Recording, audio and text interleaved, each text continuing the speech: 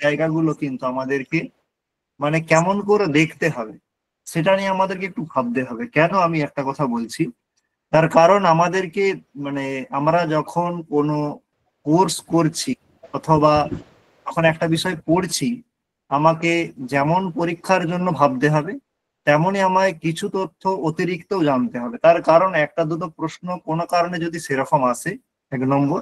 আর 2 নম্বর, আমরা যখন পরবর্তীকালে যখন লিখিত পরীক্ষাটা যদি কোনো কারণে আমরা পাস করি, তারপরে আমরা যখন প্রস্তুতি নেব, সেটার জন্য আমাকে আলাদা করে যেন আবার ভাবতে না হয়। তার জন্য আমি যখন পড়বো মোটামুটি বা যখন জিনিসগুলো আমরা শুনবো, যেমন আমরা পর্যাপ্ত তথ্য যতটা এসএলএসটির জন্য উপযোগী, আমরা খুব অ্যাডভান্স স্তরে যাব না, কিন্তু যতটা আমাদের প্রয়োজন সেই তথ্যটা যেন আমরা জেনে নিই বা সেটা যেন আমরা জানতে পারি। না হলে দেখা যাবে আমরা একটা বিষয়ের উপরে বারবার হয়তো অনেক লেকচার শুনলাম, তাহলে কিন্তু আমাদের কিন্তু সময়ের অপচয় হবে।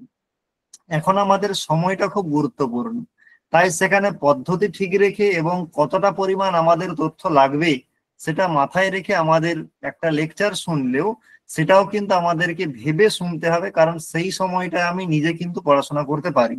তাই আমি কতটা পড়বো বা কেমন পড়বো এবং কিভাবে আমরা ট্রিক গুলো ফলো করে তার সঙ্গে সঙ্গে ট্রিক লাগিয়ে আমরা চলবো, এবং একটাও সেখানে বাদ যাবে না।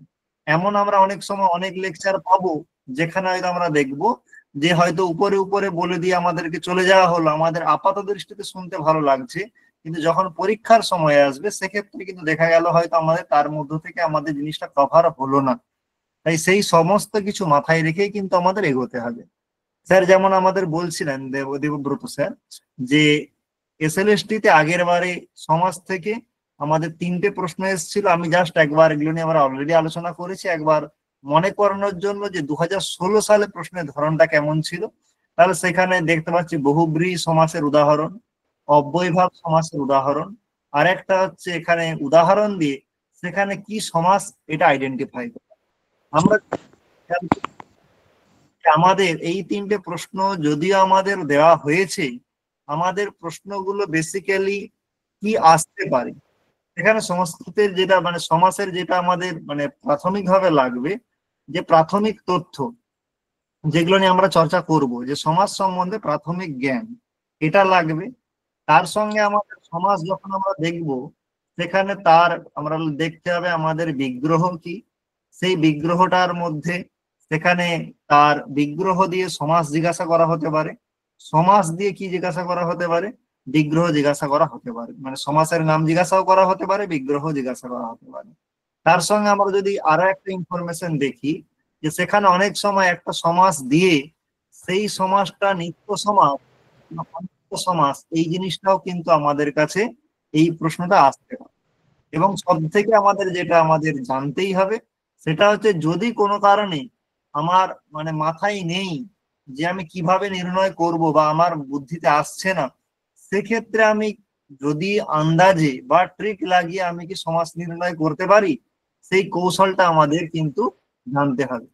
তাহলে এই 4টে জিনিস কিন্তু আমাদের অবশ্যই আমাদের মাথায় রাখতে হবে। সবথেকে গুরুত্বপূর্ণ জায়গা হচ্ছে প্রাথমিক তথ্য। প্রাথমিক তথ্য থেকে এইবারে প্রশ্ন না আসলেও প্রশ্ন কিন্তু আসতেই পারে, বিগ্রহ আর সমাসের থেকে তো প্রশ্ন আসবেই। আর 3 নম্বর আর 4 নম্বরটাও খুব গুরুত্বপূর্ণ, কারণ যদি একটু অ্যাডভান্স প্রশ্ন দেয় তখন এই নিত্য অনিত্যতে চলে আসবে। আর তার সঙ্গে চতুর্থ হচ্ছে সবসময় আমাদের জানতে হবে যে কৌশলটা কি। তাহলে আমরা প্রথমে সময় নষ্ট না করে একদম প্রাথমিক তথ্যে চলে যাব। তাহলে প্রথমেই একটা কথা বলা হচ্ছে পরার্থাভিধানম বৃত্তি। এখানে আমরা যদি ভাবি এসএলএসটির দৃষ্টিতে বৃত্তি কাকে বলে আমার জানার দরকার, কিন্তু আমার যেটা জানতে হবে যে আমরা যখন সমাস পড়বো, সেই সমাসটা কিন্তু বৃত্তির একটা অংশ। আমাদের এই যে ব্যাকরণে কিছু বিধি বর্ণকে নিয়ে হয়, তাদেরকে আমরা বর্ণবিধি বলি। কিছু বিধি পদ নিয়ে হয়, যেমন হচ্ছে সমাস, যেমন হচ্ছে কৃত, যেমন হচ্ছে যেমন দশরথস্য অপত্যম দাশরথী। যেমন আমরা দেখছি যে রামশ্চ কৃষ্ণশ্চ রামকৃষ্ণ, তাহলে দেখো রামশ্চ কৃষ্ণশ্চ রামকৃষ্ণ, এটা কিন্তু দুটো পদ নিয়ে হলো। তাহলে এটা হচ্ছে পদবিধি। পদবিধিকে আবার অন্য একটা নামে বলা হয় বৃত্তি নাম দেওয়া হয়। তাহলে বৃত্তি ডেফিনেশনটা কেন করা হয় যদি একদম সংক্ষেপে আমরা মানে ভাইবার দৃষ্টিতে দেখি, না পরার্থাভিধানম তো বৃত্তি বলে। পরার্থাভিধানম মানে আর কিছু নয়, পরের অর্থ যে বলে তাকেই বৃত্তি বলে। এই যে কৃত, তদ্ধিত, সমাস, সনাদ্যন্ত, ধাতু এবং একশেষ, এই পাঁচটাই বৃত্তি এবং এই পাঁচটাই পদবিধি। দুটো নাম দুটি কারণে হয়েছে। যদি ভালো করে খেয়াল করে দেখো, একটি ব্যক্তি কখনো সে মাও হয়, কখনো সে দিদিও হয়। তাহলে সন্তানের দৃষ্টিতে মা, আবার বোনের দৃষ্টিতে দিদি। ঠিক সেরকম একটাই এই কৃত, তদ্ধিত, সমাস, সনাদ্যন্ত, ধাতু এবং একশেষ, এই যে পাঁচটা আছে, এই পাঁচটাকে বৃত্তি নামও দেওয়া হয়, এই পাঁচটাকে পদবিধি নাম, ছবিগুলো দেখতে পদবিধি পাচ্ছি না। নাম দেওয়া হয়। কি সমস্যা? স্যার কিছু দেখা যাচ্ছে না, ভিডিও দেখা যাচ্ছে না আপনার ভিডিও। যখনই কখনো তোমরা কিছু দেখতে পাবে না, একবার কেটে রিজয়েন করবে। হ্যাঁ, তারপরেও যদি না হয় তখন প্রশ্ন করবে, কেটে রিজয়েন করবে, মানে লেফট করবে তারপরে আবার রিজয়েন করবে, তাতেও যদি না হয় তখন জানাবে। ঠিক আছে, এটা তোমার নেটওয়ার্কের সমস্যা, লেফট করে জয়েন কর। তাহলে যেটা আমরা বলছিলাম যে এই কৃত, তদ্ধিত, সমাস, এগুলোকে পদবিধি কেন বলছি, না এগুলো পদ সংক্রান্ত বিধি, পদ নিয়ে এই বিধিটা গঠিত হয়। বৃত্তি কেন বলছি, তার কারণ এগুলো পরের অর্থকে অভিধান করে, পর অর্থ অভিধানম, পরের অর্থকে বলে, তাই এটাকে কি বলে, বৃত্তি বলে। পরের অর্থ বলে মানে, তাহলে আমরা যাদের প্রয়োগ দেখতে পাচ্ছি তাদের বাদ দিয়েও যার প্রয়োগ নেই তার অর্থ যদি আমি বুঝতে পারি, সেটাই হচ্ছে পরের অর্থ বলা। আমরা যেহেতু সমাস নিয়ে চর্চা করছি এবং সমাসটাই আমাদের মেনলি দরকার, তার কারণ এখানে সমাস আমাদের পাঠ্যে আছে, বাদ বাকিগুলো আমাদের যদি গভীরে নাও যায়, সমাসটাই যদি আমরা সিম্পল দেখি। সমাসের একটা উদাহরণ নিয়ে নেব, যেমন উদাহরণ হচ্ছে রাজ্ঞঃ পুরুষঃ। কি উদাহরণ? রাজ্ঞঃ পুরুষঃ। তাহলে আমরা সেখানে দেখছি রাজ্ঞঃ পুরুষঃ, তার সমাস করে রূপটা হয় রাজপুরুষঃ। তাহলে ভালো করে যদি খেয়াল করে দেখা যায়, রাজ্ঞঃ পুরুষঃ মানে রাজার লোক বা রাজার কর্মচারী। ঠিক, তাহলে রাজ শব্দের অর্থ, যে রাজন যে শব্দ আছে তার অর্থ রাজা, পুরুষ শব্দের অর্থ লোক, আর ষষ্ঠী যে আছে রাজ্ঞঃ, তার অর্থ হচ্ছে আর, মানে রাজার। তাহলে এই যে রাজার এই অংশটা যে আমরা পাচ্ছি, তাহলে সেইখানে রাজার এই আরটা ষষ্ঠী থেকে পাচ্ছি। আর রাজা পুরুষ হয়, এখানে আমরা দেখো রাজা পুরুষ মানেও রাজার লোক, কিন্তু এখানে রাজা আর পুরুষ এর প্রয়োগ আছে, ষষ্ঠী বিভক্তি নেই। তা সত্ত্বেও দেখো রাজপুরুষ মানে রাজার লোক, এটা আমরা বুঝতে পারছি। তাহলে যার প্রয়োগ নেই, ষষ্ঠী বিভক্তির প্রয়োগ নেই, তা সত্ত্বেও ষষ্ঠীর অর্থ এখান থেকে বোঝা যাচ্ছে না, যাচ্ছে না? বোঝা যাচ্ছে। তাহলে পরের অর্থ মানে যার প্রয়োগ নেই, ষষ্ঠীর প্রয়োগ নেই, তারও অর্থ বোঝা যায়, তাই এটাকে আমরা কি বলছি, বৃত্তি বলছি। তাহলে এটা হচ্ছে আমাদের কিসের জন্য, ভাইবার জন্য। এসএসসির দৃষ্টিতে কি জানতে হবে, বৃত্তি কয় প্রকার। তাহলে বৃত্তি 3 প্রকার, 4 প্রকার, 5 প্রকার, 6 প্রকার। তাহলে বৃত্তি হচ্ছে 5 প্রকার। অন্যদিকে প্রশ্ন হতে পারে পদবিধি কয় প্রকার, সেখানেও 5 প্রকার। কি কি? কৃত, তদ্ধিত, সমাস, সনাদ্যন্ত, ধাতু এবং একশেষ। সেখানে এই কৃত, তদ্ধিত, সমাস, এই জায়গাটা থেকে একটা প্রশ্ন আসতে পারে যে কে পদবিধি নয়। প্রশ্ন দিয়ে দিল কৃত, তদ্ধিত, কারক, সমাস, তাহলে কে পদবিধি নয়? তাহলে কারক।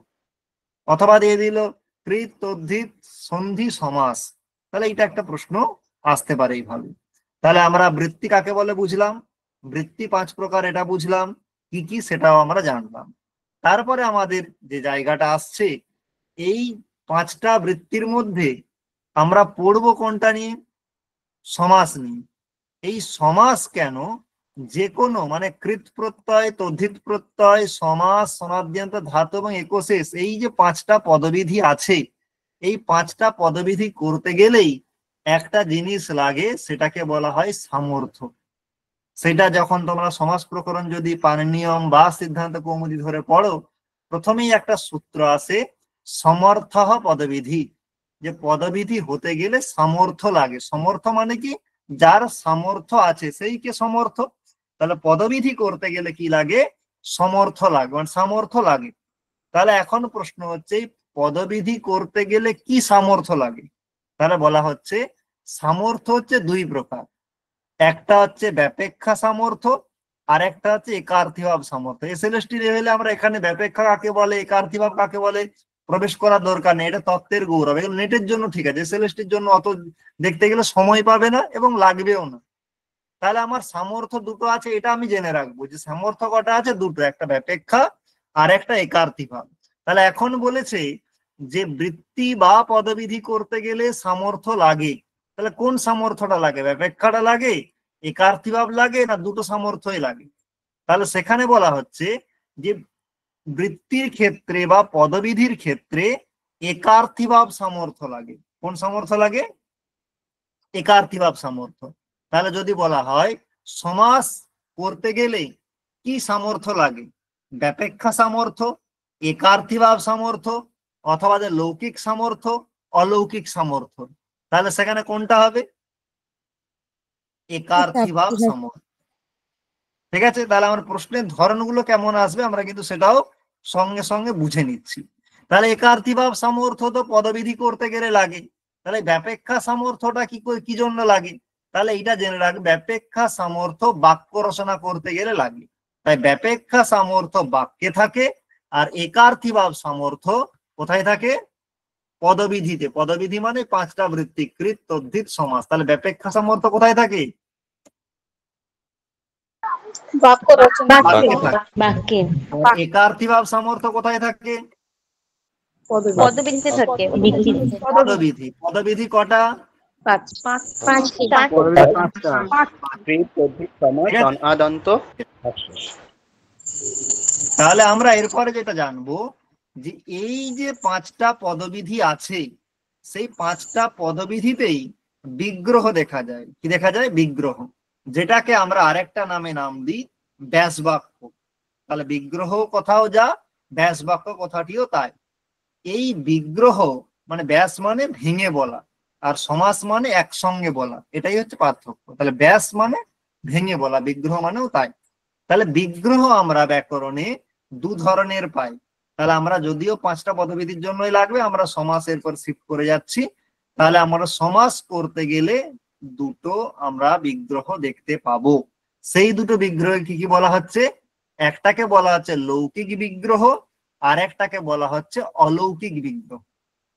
পাঁচটা পদবিধিতেই থাকে, আমি সমাসের দৃষ্টিতে বলছি যে লৌকিক আর অলৌকিক। তাহলে লৌকিক আর অলৌকিক কি, তাহলে এখানে পরিভাষা আমি জানবো না, এইটুকু জানবো লৌকিক মানে যে বিগ্রহটার লোকে প্রয়োগ করা যায় তাকে বলে লৌকিক, আর অলৌকিক মানে যেটা লোকে প্রয়োগ করা যায় না, শাস্ত্রে প্রয়োগ করা যায়, মানে ব্যাকরণেই শুধু সেই বিগ্রহটার প্রয়োজন হয়, অন্য জায়গায় লাগে না, এটাই হচ্ছে অলৌকিক বিগ্রহ।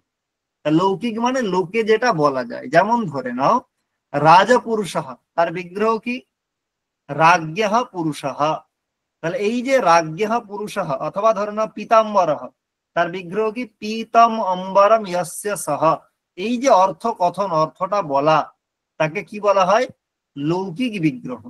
আর অলৌকিক মানে কি, এই বিগ্রহটার যদি বিভক্তিগুলো আলাদা করে করে বলা হয়, যেমন দেখো রাজ্ঞঃ পুরুষঃ, এটা হচ্ছে লৌকিক বিগ্রহ, তারই অলৌকিক বিগ্রহ হচ্ছে রাজন গস পুরুষাসু। এখানে কিচ্ছু করা হয়নি, রাজ্ঞঃ শব্দটা ছিল সেটা ভেঙে দিয়ে শুধু রাজন তার সঙ্গে অস লাগিয়ে দিয়েছে, পুরুষহ ছিল পুরুষা তার সঙ্গে সু লাগিয়ে দিয়েছে।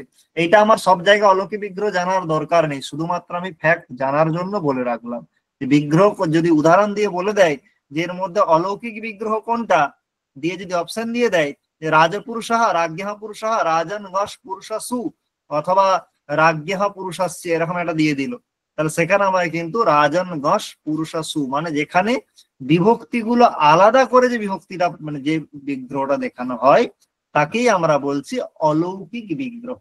তাহলে দেখো এই যে রাজন গস পুরুষাসু, এটা কি লোকে বলা যায়, লোকে আমরা কি বিভক্তি ভেঙে বাক্য বলতে পারি, পারি না।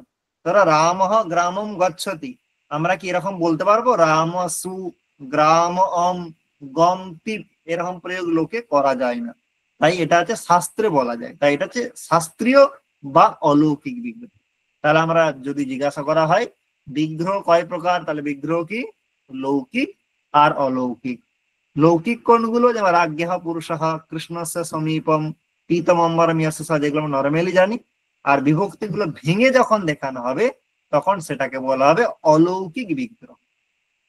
এরপরে আসছে সমাসের একটা জেনারেল একটা ভাগ। জেনারেল ভাগ মানে আমরা নর্মালি জানি সমাসকে অব্যয়ীভাব, তৎপুরুষ, বহুব্রীহি, দ্বন্দ্ব এইভাবে ভাঙা যায়।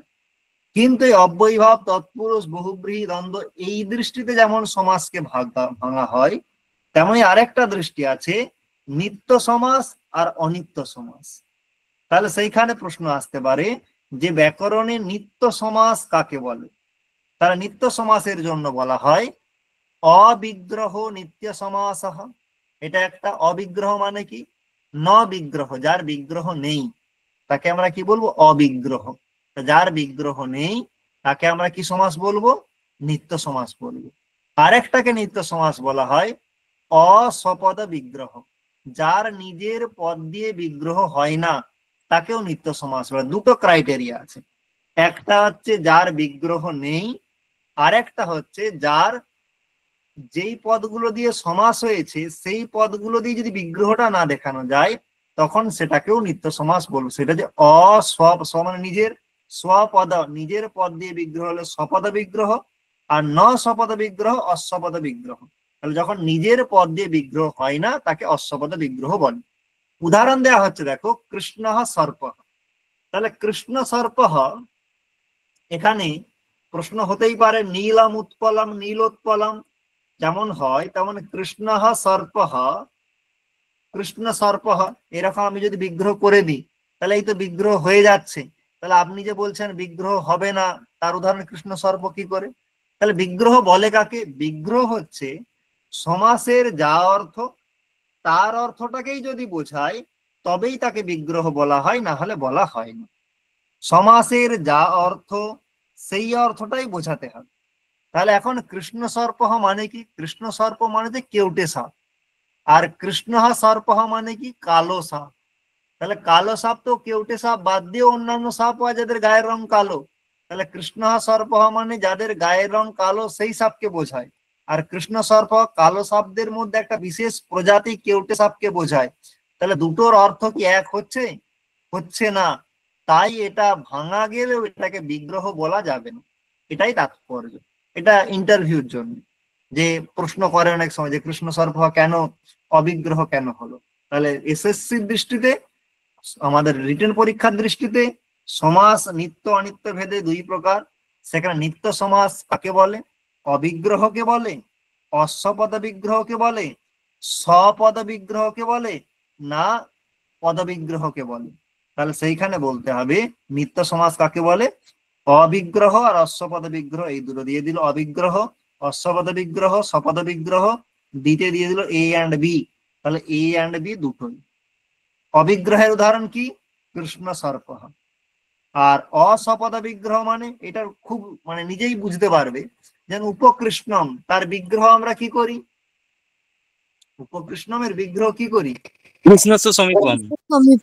তাহলে সমীপম এই যে বিগ্রহটা করছি, এখানে আছে দেখো কৃষ্ণ আর এখানে আছে সমীপ। আর যেখানে সমাসটা হয়েছে এখানে কি কৃষ্ণ আর সমীপ আছে? এখানে আছে উপ আর কৃষ্ণ। এখানে কি আছে? উপ আর কৃষ্ণ। তাহলে এখানে কি হলো? তাহলে এখানে কি এক জিনিস হলো? এক জিনিস হলো না, দুটো পদ আলাদা। দুটো পদ কি আলাদা?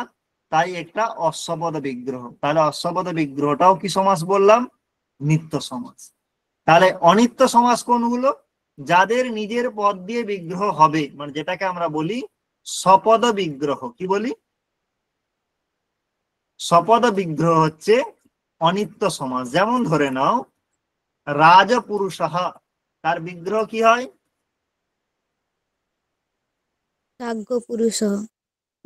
তাহলে রাজ্ঞা পুরুষ, এটা হচ্ছে অনিত্য সমাস, কারণ দেখো নিজের পদ দিয়ে বিগ্রহ হয়েছে।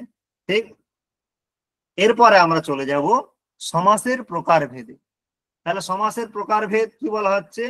অব্যয়ীভাব, তৎপুরুষ, বহুব্রীহি এবং দ্বন্দ্ব ভেদে সমাস চার প্রকার এবং এটি প্রায়বাদ। প্রায়বাদ মানে প্রায় বলা হয়ে থাকে, এটা প্রসিদ্ধ। অব্যয়ীভাব, তৎপুরুষ, বহুব্রীহি, দ্বন্দ্ব এটা প্রায় বলা হয়ে থাকে।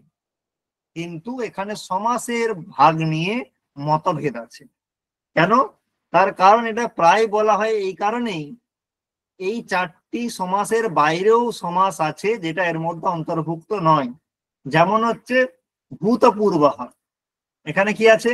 পূর্বম ভূতঃ ভূতপূর্বঃ, এটা কেবল সমাস। তাহলে এটা তো অব্যয়ীভাবও নয়, তৎপুরুষও নয়, বহুব্রীহিও নয়, দ্বন্দ্বও নয়। তাহলে এখানে কি হবে? ওর জন্য পরবর্তীতে বরদরাজ, মানে যিনি লঘু সিদ্ধান্ত কৌমুদী ব্যাকরণের লিখেছেন, তিনি সমাজকে ক ভাগে ভাগ করেছেন? 6। না, বরদরাজাচার্য 6 ভাগে ভাগ করেন, 5 ভাগে ভাগ করেছেন। কেবল সমাজকে ইনক্লুড করেছেন। কি করেছেন? কেবল সমাস, অব্যয়ীভাব, তৎপুরুষ, বহুব্রীহি, দ্বন্দ্ব, এইভাবে সমাজকে 5 ভাগে ভাগ করেছে। ওখানে দেখবে স্পষ্ট লেখা আছে সমাসঃ পঞ্চধা, সমাস হচ্ছে 5 প্রকার। এটা কে বলেছেন? বরদরাজাচার্য বলেছেন। তাহলে সেইখানে একদল লোক প্রশ্ন করে যে বরদরাচার্য 5টা তো বললেন, কিন্তু এর বাইরেও তো সমাস আছে। কি সমাস? বলে কেন? কর্মধারয় আছে, দ্বিগু সমাস আছে, তো সেগুলোর কথা তো বলা হলো না। তাহলে সেইখানে বলা হচ্ছে যে এই যে কর্মধারায় সমাসটা আছে, সেই কর্মধারায় তৎপুরুষেরই একটা গৌণ ভাগ, তৎপুরুষেরই কি ভাগ মাত্র। তাহলে কর্মধারায় তৎপুরুষ থেকে আলাদা নয়। তাহলে তৎপুরুষ বললেই কর্মধারায় বলা হয়ে যায়, তৎপুরুষ বললেই কি বলা হয়ে যায়? কর্মধারায় বলা হয়ে যায়। তেমন দ্বিগু সমাস, তাহলে দ্বিগু আবার কর্মধারয়েরই একটা বিশেষ ভাগ হচ্ছে দ্বিগু। কেমন কর্মধারায়ের বিশেষ ভাগ দ্বিগু? যে কর্মধারায়গুলোর পূর্বে সংখ্যাবাচক শব্দ থাকবে তাকে দ্বিগু বলে। তাহলে দ্বিগুটা কার মধ্যে ঢুকে যায়? দ্বিগু কর্মধারের মধ্যে আছে। আর কর্মধারায় কার মধ্যে আছে? তৎপুরুষের মধ্যে আছে। তৎপুরুষের মধ্যে। তার মানে আমরা যদি ভালো করে দেখি, কর্মধারায় আর দ্বিগু দুটোই তৎপুরুষ বললেই হয়ে যাবে না? হয়ে যাবে না? হয়ে যাবে। হয়ে যাবে। হয়ে যাবে। যদি এরকম প্রশ্ন দিয়ে দেয় যে কর্মধারায়ঃ দ্বিগুঃ ইতি সমাসদ্বয়ম পৃথক্তয়া না স্বীক্রিয়তে কুতঃ, কেন? তাহলে সেখানে যদি দিয়ে দেয় অব্যয়ীভাবে অন্তর্ভাবাৎ, তৎপুরুষে অন্তর্ভাবাৎ, বহুব্রীহি তৎপুরুষে। অন্তর্ভাবাৎ, অন্তর্ভাবাৎ, তাহলে সেখানে কি বলতে হবে? তৎপুরুষে অন্তর্ভাবাৎ। তার জন্য আলাদা করে স্বীকার করা হয়নি। ঠিক। এরপরে এই যে আমাদের অব্যয়ীভাব, তৎপুরুষ, বহুব্রীহি, দ্বন্দ্ব, তার সঙ্গে কেবল সমাসকে যোগ করে যে 5টা ভাগ করা হয়েছে, পরবর্তীতে সেই মতটার থেকেও একটু অন্য মত দেখিয়েছেন ভট্টজি দীক্ষিত। তিনি বলেছেন সমাস 6 প্রকার। কি বলেছেন? ভট্টজি দীক্ষিত বলেছেন সমাস 6 প্রকার। সমাস 6। ঠিক আছে, এটা কিন্তু গুলিয়ে যাবে না। অনেকে বলে দেয় ভট্টজি দীক্ষিত সমাস 5 প্রকার বলেছে, কোথাও বলেনি। ভট্টজি দীক্ষিতের কোথাও 5 প্রকার বলেনি, বরদরাজাচার্যই 5 প্রকার বলেছেন। তাই ভুল আচ্ছা, তথ্য জেনে রাখলে সেটা কিন্তু ইগনোর করতে হবে। হ্যাঁ বলো। তাহলে সমাস ও চতুর্বিধ ইতি তু প্রায়, এইটা কে বলেছেন? কে বলেছেন? এটা প্রাচীন বৈয়াকরণদের মতবাদ, নবীনরা কেউ বলেন। ঠিক আছে, মানে প্রাচীন যারা বৈয়াকরণ যারা লিখেছিলেন ব্যাকরণ, কারণ পাণিনির আগেও তো ব্যাকরণ ছিল, তাহলে তাদের মতে এটা যে 4টে প্রসিদ্ধি। কিন্তু আমাদের যেগুলো প্রামাণিক, আমরা যে ব্যাকরণ, হ্যাঁ বলো। পাণিনির মতে কি 4 প্রকার সমাস? না, পাণিনি তো সমাসের সাক্ষাৎ তো কোনো ভেদ বলেনি। উনি কি বলেছেন যে কোনো ভেদ সমাসের? বলেছেন কি 4 প্রকার না 5 প্রকার? উনি তো কিছু বলেননি, পরবর্তী ব্যাখ্যাকাররা বলেছেন। তাই কনফিউশন হওয়ার কোনো দরকার নেই। যদি আমাদের নাম দেবে সমাসের ভাগ যদি জিজ্ঞাসা করে, তাহলে নাম দেবে, বলবে বররাজের মতে, না হলে নাম দেবে ভট্টজি দীক্ষিতের মতে, না হলে বলবে প্রাচীন মতে, অথবা বলে দেবে প্রায় সমাস কটা বলা হয়ে থাকে, যে সমাসের ভাগ প্রায়বাদটা কি, তাহলে এরকম মেনশন করে দেবে। তাই কনফিউশন হওয়ার কোনো জায়গা নেই। হ্যাঁ, কি বলছো বলো। হ্যাঁ স্যার, বলছিলাম এটা কি ঐন্দ্র ব্যাকরণে রয়েছে যে 4টা যে ভাগটা? এটা পরম্পরাক্রমে বলা হয়, কারো মানে কেউ ক্লেম করেনি যে এটা এই বৈয়াকরণের বলে। কিছু প্রসিদ্ধ তো, কারণ ঐন্দ্র ব্যাকরণ বা যে ব্যাকরণগুলো আমাদের আছে, সেই ব্যাকরণগুলো আমরা সেই অর্থে এখন পূর্ণরূপে পাই না, কিছু খণ্ড। তাই এক্স্যাক্টলি বলা যাবে না এটা কোন ব্যাকরণে, এটা পরম্পরাক্রমে চলে আসছে। ঠিক আছে, যার আমরা টেক্সট এক্সিস্ট করছে না, সেজন্য সেক্ষেত্রে বলা যাবে। আর এটা এসএলএসটি লেভেলের জন্য দরকারও নেই। ধন্যবাদ। তারপরে আমরা হ্যাঁ যেটা বলছিলাম যে ভট্টদীক্ষিত আবার সমাজকে 6টা ভাগে ভাগ করেছেন। একটা কারিকা আছে, খুব প্রসিদ্ধ কারিকা, সুপাম সুপা তিঙা নামনা ধাতুনাথ তিঙাম তিঙা সুবন্তেন ইতি বিজ্ঞেয়ঃ সমাসঃ ষডবিধো বুধৈ। কারিকা মুখস্থ করবো দরকার নেই, এটুকু জেনে রাখো ভট্টজি দীক্ষিতের মতে সমাস কয় প্রকার? 6 প্রকার। এরপরে ভাগটা কি করে হয়েছে সেই ভাগটা তোমরা সহজেই বুঝতে পারবে।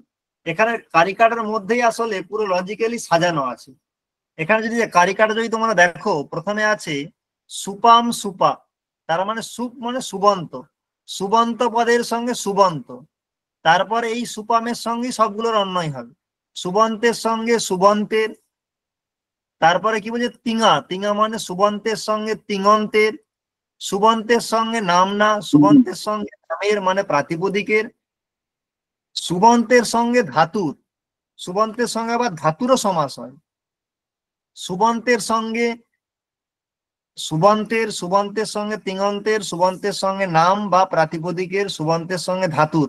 তাহলে কটা ভাগ পেলাম? 4টে। কটা ভাগ পেলাম? 4টে। আর দুটো বলছে তিঙাম তিঙা, তিঙন্তের সঙ্গে তিঙন্তের, তিঙন্তের সঙ্গে কার? তিঙন্তের। তিঙন্তের। আরেকটা হচ্ছে তিঙন্তের সঙ্গে সুবন্তের, তিঙন্তের সঙ্গে সুবন্তের। পার্থক্যটা হচ্ছে আগে সুবন্তের সঙ্গে তিঙন্তের বলেছিল, তার মানে আগে সুবন্ত থাকবে পরে তিঙন্ত পদ থাকবে, এখানে আগে তিঙন্ত থাকবে পরে কে থাকবে? সুবন্ত। এই যে 6টা ভাগ আছে, এই 6টা ভাগের বিশেষ করে শেষের দিকের উদাহরণগুলো অবশ্যই জেনে রাখতে হবে। এবং যেটা এখানে দেখানো আছে এটাই এসএলএসটির জন্য পর্যাপ্ত, এর বাইরে এক্সট্রা উদাহরণ জানা দরকার নেই, কিন্তু এটা জেনে রাখতে হবে, এটা দিতেই পারে, এটা খুব প্রসিদ্ধ।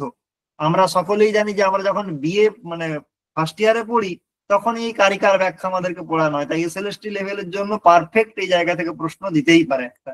তাহলে সুবন্তের সঙ্গে সুবন্তের উদাহরণ এটা আমরা সকলেই জানি, যেমন রাজপুরুষঃ, এখানে কোনো ডাউট নেই, যে কোনো পিতাম্বরঃ, যা যে কোনো জায়গায় তোমরা দিতে পারো। সুবন্তের সঙ্গে তিঙন্তের, এর উদাহরণ খুব বেশি পাওয়া যায় না, এই উদাহরণটা জেনে রাখবে, পরি অভূষয়াত, পরি অভূষয়াত।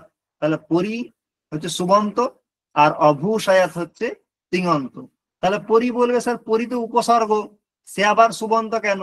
তাহলে উপসর্গগুলো জানবে অব্যয়, উপসর্গগুলো আসলে কি অব্যয়, তার সঙ্গে বিভক্তির যোগ হয় কিন্তু অব্যয়ের থেকে বিভক্তির তো লোপ হয়ে যায়, তাই বিভক্তিটা দেখা যায় না। তাই আমরা মনে করি যে যে উপসর্গটা আছে সেটা ক্রিয়াপদের মধ্যেই থাকে, আসলে নয়। উপসর্গটা আসলে আলাদা পদ আর ক্রিয়াপদটা আলাদা পদ। যেমন ধরো প্রণমতি, তোমাদের মনে হবে প্রণমতি একটাই পদ, কটা পদ মনে হচ্ছে? একটাই পদ, কিন্তু আসলে ব্যাকরণে একদম যখন তোমরা একটু অ্যাডভান্স লেভেলে পড়বে তোমরা জানবে এটা দুটো পদ, প্র আলাদা পদ, নমতি আলাদা পদ। সেই দুটোকে একসঙ্গে লেখার রীতি আছে বলে দেখে মনে হয় একটা পদ, কিন্তু আদতে দুটো আলাদা। ঠিক আছে, তাহলে এখানে পরি সুবন্ত আর অভূষায়ত হচ্ছে তিঙন্ত, তাহলে এখানে সুবন্তের সঙ্গে তিঙন্তের সমাস হয়েছে, আর সেটা হয় সহসুপা সূত্রের দ্বারা। কোন সূত্রের দ্বারা? সেটা সূত্র দরকার নেই, ইগনোর করো। সুপাম নামনা, সুবন্তের সঙ্গে নাম, নাম মানে প্রাতিপদিক। যেমন ধরো কুম্ভকারঃ, তাহলে কুম্ভম করোতি কুম্ভকারঃ, কৃদন্ত যে কৃত প্রত্যয় যেখানে যেখানে হয় সেখানে বেশিরভাগ উপপদ সমাস যেগুলো আছে না, উপপদ সমাসগুলো সবই হচ্ছে সুবন্তের সঙ্গে প্রাতিপদিকের হয়। সুবন্তের সঙ্গে কার হয়? প্রাতিপদিক। প্রাতিপদিকে। তাহলে এটা যে সুবন্তের সঙ্গে প্রাতিপদিকের উদাহরণ হলো উপপদ সমাসগুলি। সুবন্তের সঙ্গে ধাতুর সমাস, এখানে পাশে সূত্রগুলো বার্তিক গুলো সব দেওয়া আছে, যারা অ্যাডভান্সে জানতে চাও তাদের জন্য দেওয়া আছে, এসএলএসটির জন্য দরকার। সুপাম ধাতুনা, সুবন্তের সঙ্গে ধাতুর, তাহলে সেটা কি বলা হচ্ছে? কটপ্রুহু, কটম প্রবতে, এটা হচ্ছে বিগ্রহ, কটম প্রবতে। এখানে এই যে কটম আর প্রবতে তো প্রু ধাতু আছে, কি ধাতু আছে? প্রু ধাতু, তার এখানে সুবন্তের সঙ্গে ধাতুর সমাস হয়েছে। তিঙন্তের সঙ্গে তিঙন্তের উদাহরণ হচ্ছে পিবত খাদতা, কি উদাহরণ? পিবত খাদতা। তাহলে পিবত আর খাদত এই দুটোই তিঙন্ত। পিবত কোথাকার রূপ বলতো? পা ধাতুর লোট লকার মধ্যম বহু বচন। লোট লকার মধ্যম পুরুষের বহু বচনে কি রূপ হয়? পিবত। লোট লকার মধ্যম পুরুষের পিব, পিবতম, পিবত। তেমনি খাদতও তাই। তাহলে এর বিগ্রহটা কি বলছে? পিবত খাদত ইত্যেবং সততম যত্র বিধীয়তে সা। যে অনুষ্ঠানে সততম সবসময়, পিবত পান করো, খাও, এরকম সবসময় বলা হয়, সেই সেই ক্ষেত্রটাকে বলা হয় পিবত খাদতা। যদি ভালো করে খেয়াল করো, দেখো অনুষ্ঠান বাড়িতে খেতে গেলে বলবে আরে লজ্জা করো না, খাও খাও, ভালো করে খাও, কোনো জুস লাগলে বলবে, লজ্জা করবে না। তাহলে এই যে বারবার যেটা বলা হয় সেক্ষেত্রে পিবত খাদতা। তাহলে পিবত আর খাদতা দুটোই তিঙন্ত। তাহলে এখানে তিঙন্তের সঙ্গে তিঙন্তের উদাহরণ হয়েছে। তারপরে আসছে তিঙন্তের সঙ্গে সুবন্তের উদাহরণ। হ্যাঁ বলো, হ্যাঁ বলো। খাদতা খাদ ধাতুর সাথে তল করে হয়েছে খাদতা। পিবত খাদত, এবার সেখানে স্ত্রীলিঙ্গে হয়ে পিবত খাদতা হয়েছে। বুঝতে পারছো? Okay sir. কৃন্ত বিচক্ষণ ইতি अस्याम ক্রিয়ায়াম সা কৃন্ত বিচক্ষণা। এখানে কৃন্ত হচ্ছে লোট লকার মধ্যম পুরুষ এক বচনের রূপ, আর বিচক্ষণ হচ্ছে সুবন্ত। তাহলে এখানে তিঙন্তের সঙ্গে কার সমাস হয়েছে? সুবন্তের। তাহলে তিঙন্তের সঙ্গে সুবন্তের কি উদাহরণ? কৃন্ত বিচক্ষণা। তাহলে এখানে দেখো দুটো দিকে প্রশ্ন দিতে পারে। কৃন্ত বিচক্ষণা এটা কি ধরনের সমাস? এখানে সুবন্তের সঙ্গে নামের সমাস হয়েছে, সুবন্তের সঙ্গে ধাতুর, তিঙন্তের সঙ্গে তিঙন্তের, তিঙন্তের সঙ্গে সুবন্তের। কার হয়েছে? তিঙন্তের সাথে ভাইস ভার্সা দিতে পারে। তিঙন্তের সঙ্গে সুবন্তের উদাহরণ কি? কটপ্রুহু পিবত খাদতা কুম্ভকারঃ কৃন্ত বিচক্ষণা। তাহলে কি হবে? বিশেষ করে পরীক্ষার জন্য এই শেষের তিনটে অবশ্যই একটু উদাহরণটা মাথায় রাখবে। প্রথম তিনটে তবু ঠিক আছে, প্রসিদ্ধ, কিন্তু শেষের তিনটে থেকে কিন্তু দিতে পারি। হ্যাঁ বলো। স্যার এই সুপের সাথে তিঙের আর সুপের সাথে ধাতুর এটা স্যার তফাৎটা কি হচ্ছে? তার সঙ্গে সুবন্তের সাথে তিঙন্তের ওই যে পর্যভূষয়ক এখানে এই শব্দ রয়েছে। অভূষায়াত, পুরো ভালো করে দেখো, এখানে অভূষায়াত ক্রিয়াপদের সঙ্গে হয়েছে। অভূষায়াত তিঙন্ত শব্দ। আর হ্যাঁ কটপ্রুতে যে অবশ্যই প্রু, তিঙন্ত। এটা কি তিঙন্ত প্রুটা? না পুরোটা কটপ্রু ডাইরেক্ট ধাতুটা হয়ে যাচ্ছে তাই তো? ডাইরেক্ট ধাতুটা হয়েছে না? হ্যাঁ হ্যাঁ স্যার বুঝতে পেরেছি এবার। পার্থক্যটা বুঝতে পেরেছো? হ্যাঁ স্যার বুঝতে পেরেছি। বেশ বেশ। তাহলে আমরা এতক্ষণ সমাসের প্রাথমিক তথ্য নিয়ে যা বললাম, এর বাইরে মোটামুটি আসার পরিমাণ খুব কম। আর গোটা কতক জিনিস জানতে হবে। সমাস কাকে বলে, আর তার মধ্যে অব্যয়ীভাব সমাস কাকে বলে, তৎপুরুষ সমাস কাকে বলে, বহুব্রীহি কাকে বলে, আর দ্বন্দ্ব কাকে বলে। এই বেসিক গুলো রয়ে গেল। বাদ বাকি প্রাথমিক যে তত্ত্ব আমাদের, কিন্তু সেগুলো আমাদের কভার হয়ে গেল। তাহলে আমরা যেটা নিয়ে চর্চা করছি স্যার একটা সমাস, কোয়েশ্চেন তাহলে ছিল। হ্যাঁ বলো।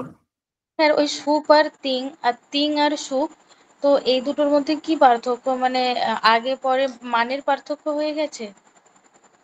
আরে পদের পার্থক্য নেই? সুবন্তের সঙ্গে তিঙন্তের, এখানে পরি সুবন্ত, পরে এখানে কি আছে? তিঙন্ত অভূষয়। আর হ্যাঁ এখানে কৃন্ত, এখানে আগে তিঙন্ত পরে সুবন্ত নয়? হ্যাঁ, তো এটা কি মানের পার্থক্যর জন্য আলাদাভাবে দেওয়া হয়েছে? মানে মানে পার্থক্যের জন্য নয়, এখানে মানে অ্যারেঞ্জমেন্ট অনুসারে ভাগগুলো করা হয়েছে। সুবন্ত কোথায় আছে, অ্যারেঞ্জমেন্ট অনুসারে ভাগ করা হয়েছে। ঠিক আছে, বুঝতে পারছো? হ্যাঁ এটা স্যার। অর্থ অনুসারে ভাগটা করা হয়নি। ঠিক। তারপরে এই এই যে এই ছটা ভাগ ভট্টাচার্য দীক্ষিত করেছেন না, এর পিছনেও লজিক আছে। আগে যতগুলো ভাগ বলা হয় তাতে কিছু কিছু সমস্যা আছে। এটা তো অ্যাডভান্স নয়, তাই দেখো বলতে গেলে সে তথ্য আলাদা। সেজন্যই কিছু কারণ তো আছে, ওর জন্য তিনি অন্যভাবে অ্যারেঞ্জমেন্ট করেছেন। এমনি এমনি তার অন্য নতুন করে কিছু করবেন না। কারণ এসএলএসটি তে প্রশ্ন আসে বেশিরভাগ কি, কেনটা আসে অ্যাডভান্সে। তাহলে এখানে আমাদেরকে জানতে হবে কি, কেন নিয়ে আমরা কম ভাব। বুঝেছো? তারপরে আমাদের কি আসছে? সমাস। তাহলে সমাস কাকে বলে? তাহলে বলা হচ্ছে, আর যেখানে কেনর দরকার হবে আমি সেগুলো না জিজ্ঞাসা করলেও বলে দেবো তোমার। সমাস হচ্ছে কাকে বলছে না, সেখানে বলা হচ্ছে যে প্রথমে সমাস শব্দের ব্যুৎপত্তিটা কি।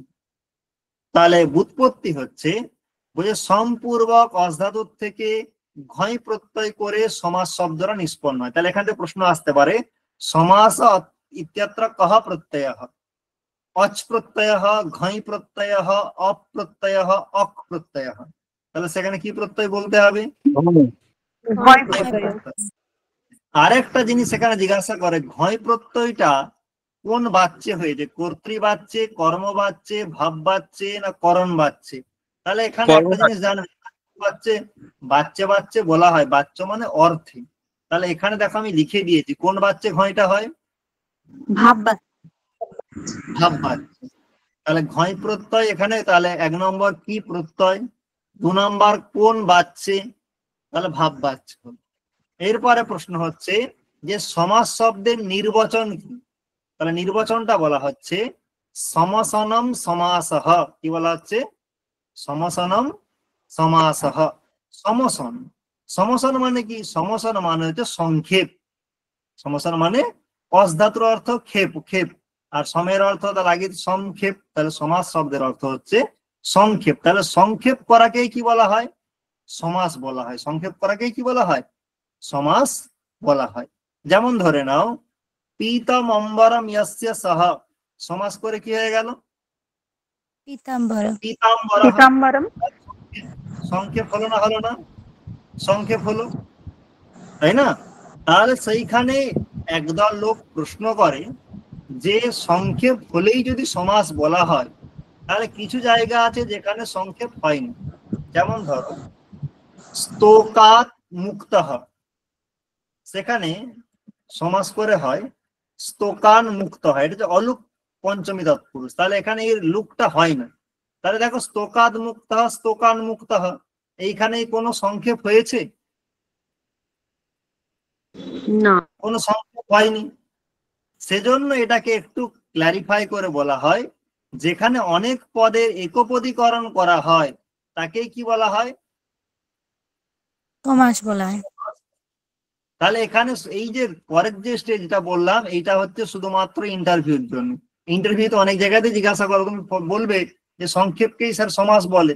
কারণ আরে সব জায়গায় সংক্ষেপ হয় না। তাহলে স্তোকাদ মুক্ত, ওখানে তো সমাস করে স্তোকান মুক্ত ওরকমই থাকে, কোনো পরিবর্তন তো হয় না। তাহলে কি করে সংক্ষেপ হলো? তাহলে বলা হবে যে না, অনেক পদের একপদীকরণকে সমাস বলে। তাহলে ভালো করে যদি দেখো, অনেক পদের তুমি স্তোকাদ মুক্ত হয়, এখানে সংক্ষেপ না হলো স্তোকাদ মুক্ত, আগে দুটো আলাদা আলাদা পদ ছিল, সমাস হওয়ার পরে স্তোকাদ মুক্ত একটা পদ হলো না? হলো না? একটা পদ হলো, তাই একপদীকরণ হলো। তাই আমরা একে কি বলবো? সমাস বলবো। ঠিক আছে, তাহলে এটা গেল সমাসে। তাহলে সমাসে কি প্রত্যয়, কোন বাচ্চে, এবং সমাস কাকে বলে সেটা নিয়ে আমরা চর্চা করলাম। এরপরে আসছে তাহলে সমাসের আমরা যেটা প্রসিদ্ধ যে ভাগ, সেই অনুসারে আমরা করব। সেখানে মানে ক্লিয়ারলি বলার জন্য ভাগ দেখানো হয়েছে, কিন্তু প্রসিদ্ধ ক্রম অনুসারেই আমরা সমাসকে কি করি? চর্চা করি। তাহলে আমরা যে অব্যয়ভাব, তৎপুরুষ, বহুব্রীহি, দ্বন্দ্ব, এই যে ভাগ ক্রমটা, সেই ক্রমেই আমরা কিন্তু চর্চা করব। ভাগের ক্ষেত্রে যখন প্রশ্ন হবে তখন ভাগেরটা ভাগের মতো বলার সময় কিন্তু এইভাবেই বলবো, কারণ এতে সুবিধা হয়, বুঝতেও আমাদের মাথাতেও সেইভাবেই সেট হয়ে আছে। তাহলে এখন প্রশ্ন হচ্ছে যে অব্যয়ভাব কাকে বলে। তাহলে বলা হচ্ছে পূর্ব পদার্থ প্রধান অব্যয়ীভাব। কি বলা হয়? পূর্ব পদার্থ প্রধান অব্যয়ীভাব। এটা খুব সহজ কথা, কিন্তু এটা হচ্ছে খুব জটিল কথাও বলতে পারো। কেন? এটা অনেক সময় আমাদের মানে শুনি কথাটা, কিন্তু মানে বুঝতে পারি। পূর্ব পদ অর্থ প্রধান, তার মানে কি? পূর্ব পদের অর্থ যেখানে প্রধান হয় তাকে কি বলে? অব্যয়ীভাব বলে। অবৈধ। তাহলে এখন প্রশ্ন হচ্ছে, এই যে বলছি পূর্ব পদের অর্থ প্রধান হয়, প্রধান হয় মানে কি? প্রধান হলে কি হবে? তাহলে কি রকম প্রাধান্য? পূর্ব পদের অর্থটাই কেন প্রধান হলো, উত্তর পদের অর্থটা কেন প্রধান হলো না? তাহলে আমরা একটা আগে অব্যয়ভাব সমাস নিই। তাহলে তোমরা অব্যয়ভাব নাম সমাসের নাম শুনেছো, সুমদ্রাম নাম শুনেছো? হ্যাঁ। সুমদ্রম মানে কি? প্রাণাং সমৃদ্ধি। প্রাণাম সমৃদ্ধি। প্রাণাং মন্ত্রাণাম সমৃদ্ধি। ঠিক? তাহলে এখন একজন বাক্য বলল সুমদ্রম পশ্য। কি? সুমদ্রম পশ্য। তাহলে সমুদ্রকে দেখো। তাহলে সমুদ্র মানে কি? মদ্রানাং সমৃদ্ধি। হ্যাঁ, তার মানে কি দেখতে বলছে? মদ্রকে দেখতে বলছে না মদ্রদের সমৃদ্ধিকে দেখতে বলছে? সমৃদ্ধিকে দেখতে বলছে। হ্যাঁ, তাহলে বাক্যে ক্রিয়ার সঙ্গে যার অন্বয় হয় সেই হচ্ছে প্রধান হয়। বাক্যে কার সঙ্গে যার অন্বয় হয়? ক্রিয়ার সঙ্গে যার অন্বয় হয় সেই প্রধান হয়। তাহলে অব্যয়ীভাব সমাসে পূর্বপদের অর্থ প্রধান হয় মানে পূর্বপদের যে অর্থটা তারই ক্রিয়ার সঙ্গে অন্বয় হয়। তাহলে এখানে পশ্য মানে দর্শন ক্রিয়া। তাহলে তার কার সঙ্গে সাক্ষাৎ অনুযায়ী সমৃদ্ধির অন্যয় হচ্ছে না মদ্রের অন্যয় হচ্ছে? সমৃদ্ধি। মদ্র। মদ্রের মদ্র অন্যয় নয়, হচ্ছে। সমৃদ্ধি। কাকে দেখো? সমৃদ্ধি সমৃদ্ধি। হ্যাঁ, কাদের সমৃদ্ধি? না মদ্রদের সমৃদ্ধি। কাদের সমৃদ্ধি? মদ্রদের মদ্রদের সমৃদ্ধি। সমৃদ্ধি। তাহলে মদ্রের তো সমৃদ্ধির সঙ্গে অন্যয় আছে। সমৃদ্ধির কার সঙ্গে? দর্শন ক্রিয়ার সঙ্গে। তাহলে সমৃদ্ধি কোন পদের অর্থ? সুপদের অর্থ না মদ্র পদের অর্থ? সুপদের অর্থ। সুপদের অর্থ। সুটা পূর্বে আছে না পরে আছে? সুপূর্বে আছে। পূর্বে আছে। তাহলে পূর্বের অর্থ প্রধান হচ্ছে, ক্রিয়ার সঙ্গে উন্নীত হচ্ছে, হ্যাঁ স্যার। তাই এটা পূর্ব পদার্থ প্রধান, তাই এটা অব্যয়ীভাব। আমরা স্যার অনেকেই আরেকবার বলে বলুন স্যার, এক মিনিট। এই যে এইমাত্র বললেন না কোনটা পূর্বপদ, সুটা পূর্বপদ, আরেকবার একটু রিলেট করুন, বুঝতে পারলাম না, একবার বলুন স্যার। আমার কথাটাকে শোনো। একটা প্রশ্ন করো, তোমার বড় হয়েছে, পদ্ধতি আছে, এরকম কথার মাঝে বলো না। হাত তোলো, আমি মানে জিজ্ঞাসা করবো, ঠিক আছে? নাহলে আমার ফ্লোটা নষ্ট হচ্ছে। কারণ সকলের সময়ের দাম আছে, বুঝতে পারছো? আমি কাউকে ইনসাল্ট করার জন্য বলছি না। মানে তোমরা একটু হাত তোলো, আমি প্রশ্ন নেব, ঠিক আছে? আমার ফ্লোটা নষ্ট করো না। তাহলে যেটা বলছিলাম সেটা একটু এদিক ওদিক হয়ে যাবে। তাহলে কি বলছিলাম? তাহলে দেখো এখানে সুমদ্রম যেটা আছে, তাহলে সুমদ্রম মানে আমরা বললাম মদ্রদের সমৃদ্ধি। তাহলে এখন যখন আমরা একটা ক্রিয়াপদের সঙ্গে প্রয়োগ করছি সুমদ্রম পশ্য, তাহলে এখানে কাকে দেখতে বললাম? মদ্রকে দেখতে বললাম না মদ্রদের সমৃদ্ধিকে? তাহলে সমৃদ্ধিকে। তাহলে পূর্ব পদের অর্থ প্রধান মানে পূর্ব পদের অর্থ যদি ক্রিয়ার সঙ্গে উন্নীত হয় তাকে অব্যয়ীভাব বলে। তাহলে প্রধান হওয়া মানে কি? ক্রিয়ার সঙ্গে উন্নীত হওয়া। তাহলে এখানে অনেকেই প্রশ্ন করলে বলে দেবে অব্যয়ভাব কাকে বলে? না পূর্ব পদের অর্থ প্রধান হলে তাকে অব্যয়ভাব বলে। আরে প্রধান মানে কি? তখন আর বলা যায় না। কেন যায় না? কারণ সেটা আমাদের আইডিয়াটা ক্লিয়ার থাকে না। তাহলে পূর্ব পদের অর্থ যেখানে ক্রিয়ার সঙ্গে উন্নীত হবে তাকেই আমরা কি বলবো? অব্যয়ভাব বলবো। তাহলে সুমদ্রম পশ্য, তাহলে পশ্য মানে কি? দেখো। তাহলে সুমদ্রম মানে কি? মদ্রদের সমৃদ্ধি। তাহলে মদ্রদের সমৃদ্ধিকে দেখতে বলছে। তাহলে এখানে দর্শন ক্রিয়ার সঙ্গে কার অন্যয় হচ্ছে? সমৃদ্ধি না মদ্রের? সমৃদ্ধি। মদ্রদেরকে দেখতে বলছে না, সমৃদ্ধিকে দেখতে বলছে। তাহলে সমৃদ্ধি সুপদের অর্থ, সুটা পূর্বপদ, তাই এখানে পূর্বপদের অর্থ ক্রিয়ার সঙ্গে উন্নীত হয়, তাই এটা অব্যয়ীভাব সমাস। মদ্র মানে কি? মদ্র মানে মদ্র একটা দেশের নাম। সেই দেশে যারা বাস করে তাদেরকে মদ্র বলা হয়। যেমন ভারতে বাস করলে ভারতীয় বলা হয়, তেমন।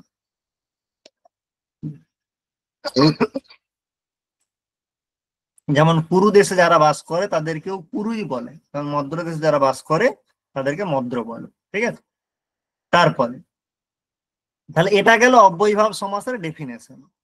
তাহলে অব্যয়ীভাব সমাসের যেমন ডেফিনেশনটা বুঝলে, তেমন তৎপুরুষ সমাসের আমরা একবার এটা করে দেবো। আর মানে এটাকে নিয়ে আমরা টানবো না, পরে আসবে, কিন্তু সেগুলো আমরা ব্যাখ্যা করবো না। তাহলে উত্তর পদার্থ প্রধান তৎপুরুষ, ঠিক? তাহলে তার মানে কি? উত্তর পদ অর্থ প্রধান। তাহলে উত্তর পদের অর্থ যেখানে ক্রিয়ার সঙ্গে উন্নীত হয় তাকে কি বলে? তৎপুরুষ। তাহলে রাজপুরুষম আনয়, রাজপুরুষম আনয়। রাজপুরুষ মানে কি? রাজার কর্মচারী, কর্মচারী। ঠিক? বা রাজার লোক। তাহলে তুমি কাকে নিয়ে আসবে? রাজাকে নিয়ে আসবে না রাজার লোককে নিয়ে আসবে? লোককে নিয়ে আসবো। লোককে। তাহলে লোকটা কোন পদের অর্থ? পুরুষ পদের অর্থ না রাজপদের অর্থ? পুরুষ পদের অর্থ। পূর্বপদ না উত্তর পদ? উত্তর পদ। তাই এখানে উত্তর পদ দেখো ক্রিয়ার সঙ্গে অনিত হয়েছে, তাই তৎপুরুষ আমরা বলতে পারি, পারি না পারি না? হ্যাঁ স্যার। পারি অন্য পদার্থ প্রধান বহুব্রীহি। তার মানে কি? অন্য পদের অর্থ যেখানে কি হয়? ধান প্রধান হয়, মানে ক্রিয়া। তাহলে অন্য পদ মানে কি? তাহলে যাদের মধ্যে সমাস হচ্ছে তারা কেউ প্রধান নয়, অন্য কেউই প্রধান। তাহলে এখন উদাহরণ দেখো, পীতাম্বর আমরা বলেছি না বলিনি? তাহলে পীতাম্বরম আনয়, তাহলে পীতাম্বর মানে কি? হলুদ স্যার। পীতম অম্বরম ইয়স্য সহ, পীতম অম্বরম পীতাম্বর ইয়স্য মানে সহ। নারায়ণ। এখন ভালো একটু সাইলেন্ট করবে। পীতম অম্বরম এখানে কাকে নিয়ে আসবে? পীত মানে হলুদ, অম্বর মানে বস্ত্র। তুমি হলুদকে নিয়ে আসবে না, বস্ত্রকে নিয়ে আসবে না, কিন্তু কাকে নিয়ে আসবে? যে হলুদ বস্ত্র পরিধান করে আছে তাকে নিয়ে আসবে। যে কি করে আছে? হলুদ বস্ত্র পরিধান করে আছে। তাহলে এই যে হলুদ বস্ত্র যে পরিধান করে আছে, সেটা কি পীত শব্দের অর্থ? না, সেটা অম্বর শব্দের অর্থ নয়। অম্বর মানে তো বস্ত্র। তাহলে পীতাম্বর কে? না শ্রীকৃষ্ণ বা নারায়ণ। তাহলে নারায়ণকে নিয়ে আসবে, অথবা কোনো একটি ব্যক্তি যে হলুদ বস্ত্র পরে আছে, তাহলে সেই ব্যক্তিটি পীত শব্দের অর্থ নয়, অম্বরের অর্থ নয়, অন্য পদেরই অর্থ। তাহলে এখানে অন্য পদের অর্থের সঙ্গে ক্রিয়ার সঙ্গে অন্যায় হচ্ছে, তাই এটাকে আমরা বহুব্রীহি বলতে পারি। হ্যাঁ স্যার। উভয় পদার্থ প্রধান দ্বন্দ্ব। তাহলে উভয় পদের অর্থ যেখানে প্রধান হয়, তাহলে উদাহরণ দেখো, রামকৃষ্ণ আনয়। রামকৃষ্ণ মানে কি? রামকৃষ্ণ উভয়কে বোঝাচ্ছে স্যার। হ্যাঁ, তাহলে রামশ্চ কৃষ্ণশ্চ রামকৃষ্ণ। তাহলে তুমি কাকে নিয়ে আসবে? রামকে নিয়ে আসবে, কৃষ্ণকে নিয়ে আসবে, না দুজনকেই নিয়ে আসবে? দুজনই। তাহলে এখানে দুটো পদেরই ক্রিয়ার সঙ্গে অন্যায় হচ্ছে, তাই উভয় পদেরই অর্থ প্রধান। তাই এটাকে আমরা কি বলবো? দ্বন্দ্ব সমাস বলবো, কারণ এখানে উভয় পদের অর্থ প্রধান। ঠিক? পঙ্কজ দাস কিছু বলার আছে? পঙ্কজ দাস মিউট করো। কথা বলবো? Please। কেন হ্যান্ড রেজ করো না? বলো বলো, প্রশ্ন করো, বলো। সমীর বলো। প্রধান বলতে ওই ক্রিয়ার সহিত অন্যই বোঝাবে তো? এক্স্যাক্টলি, আর কি এতক্ষণ ধরে কি বুঝলে? পঙ্কজ।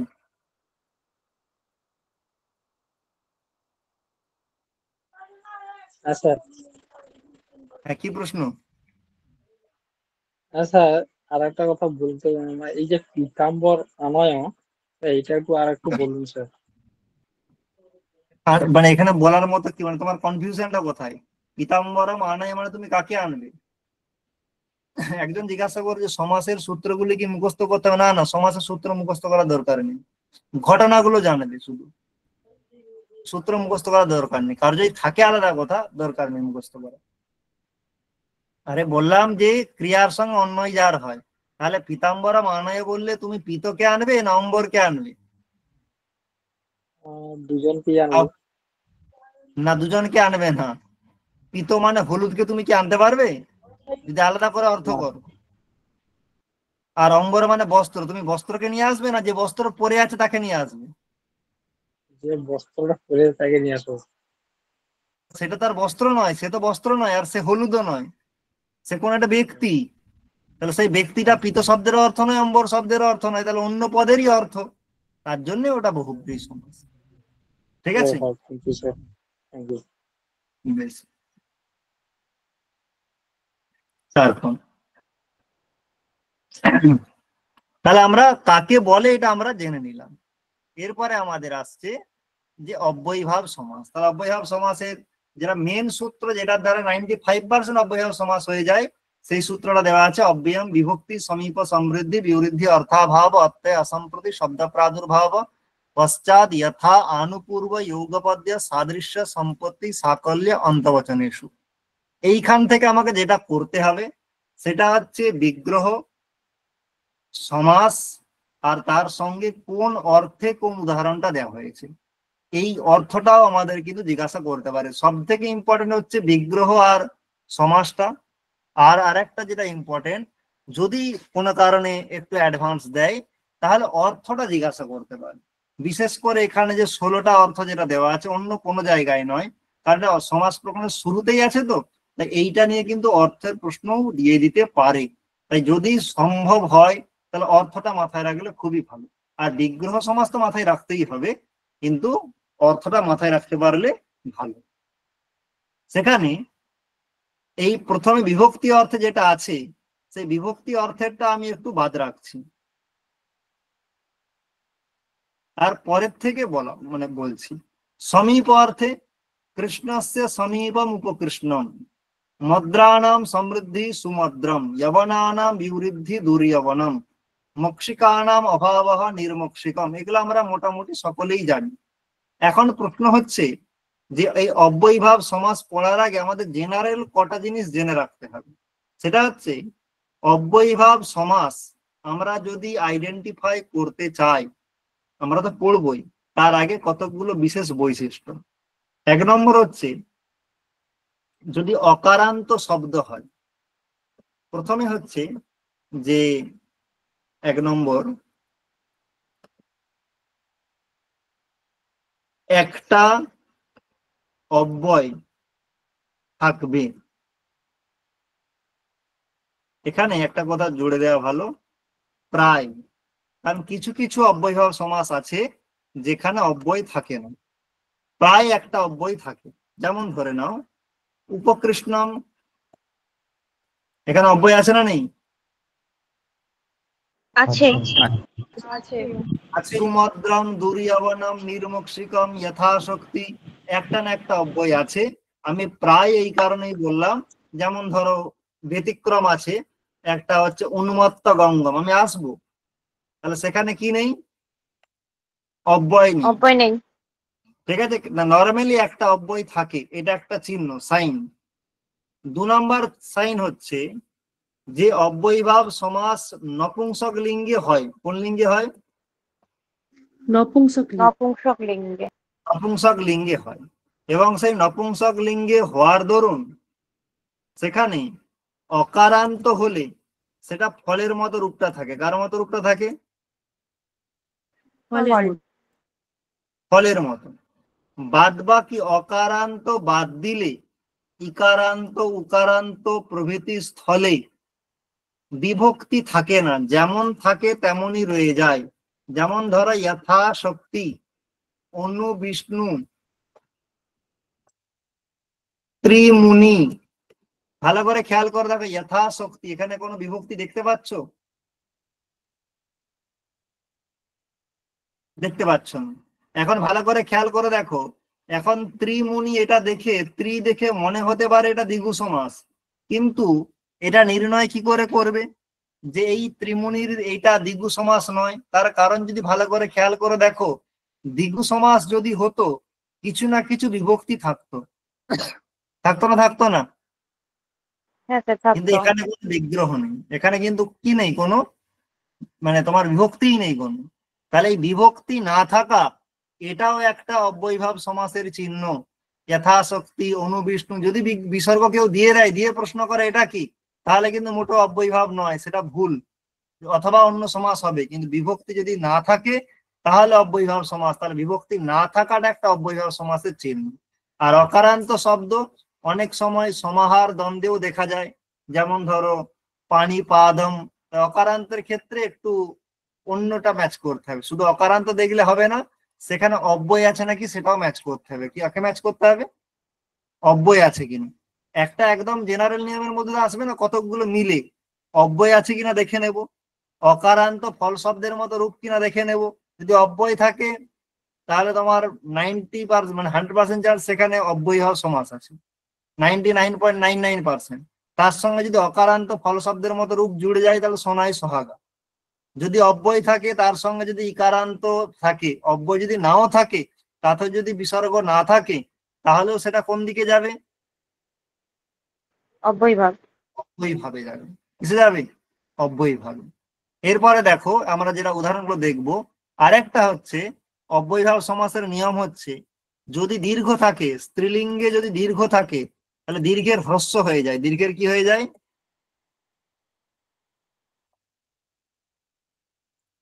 হ্রস্ব। যেমন দেখো নির্মক্ষিকম, কি শব্দ? মক্ষিকা শব্দ। কি শব্দ? মক্ষিকা। তার মানে ধরো গঙ্গা শব্দ, যেন অনুগঙ্গম, শব্দটা গঙ্গা কিন্তু এখানে কি হয়ে গেছে? দীর্ঘস্বর হ্রস্বস্বর। উপগঙ্গম। তাহলে এখানে দীর্ঘের হ্রস্ব হয়ে যায় কোথায়? অব্যয়ীভাব সমাসে। এরপরে ভালো করে খেয়াল করে দেখো কৃষ্ণস্য সমীপম উপকৃষ্ণম, এটা অব্যয়ীভাব না অব্যয়ীভাব নয়? অব্যয়ভাব। অব্যয় আছে ফল শব্দের মতো রূপ, সু অব্যয় ফল শব্দের মতো রূপ। যবনানাম বিবৃদ্ধি, বিবৃদ্ধি মানে বিগতা ঋদ্ধি, মানে যাদের সমৃদ্ধি চলে গেছে, যাদের সমৃদ্ধি চলে গেছে তাকে কি বলা হয়? বিবৃদ্ধি। তাহলে যবনানাম বিবৃদ্ধি দুর্যবনম, মক্ষিকানাম অভাবঃ নির্মক্ষিকম, হিমস্য অত্যয়ঃ অতি হিমম, এখানে অতি নির এগুলো অব্যয় না অব্যয় নয়? এখানেও দেখো অব্যয়। অতি, অব্যয়। এখানে ইতি, এখানে অনু। দেখো অকারান্ত হলে সেখানে অম হয়েছে, এখানে ইতি হরি, এটা ইকারান্ত বলে এখানে দেখো কোনো কিছু বিভক্তি নেই। বিষ্ণু পশ্চাৎ, অনু বিষ্ণু, কিছু আছে? নেই। রূপস্য যোগ্যম অনুরূপম, অহনি অহনি প্রত্যহম, দিনম দিনম প্রতিদিনম, শক্তি অনতিক্রম্য যথাশক্তি। তাহলে এখানে যথা আছে, অব্যয়, পর হ্যাঁ স্যার। বিভক্তি নেই, তাহলে এটা কি?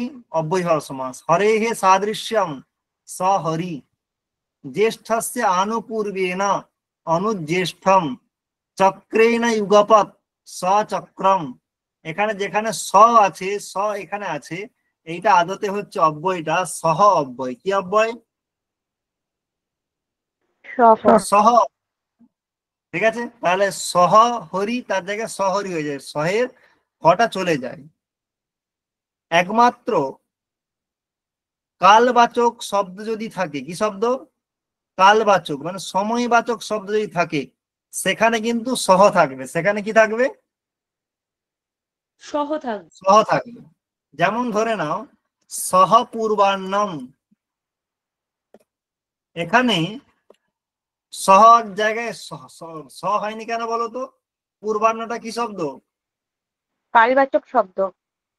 হ্যাঁ, তাই একমাত্র কালবাচক শব্দ থাকলে সহ থাকবে, বাদ বাকি জায়গায় সহ সব জায়গায়, যেমন সচক্রম, সখী, সক্ষত্রম, সতৃণম, সাগ্নি, সব জায়গায় দেখো সহ নেই, স আছে। কি আছে?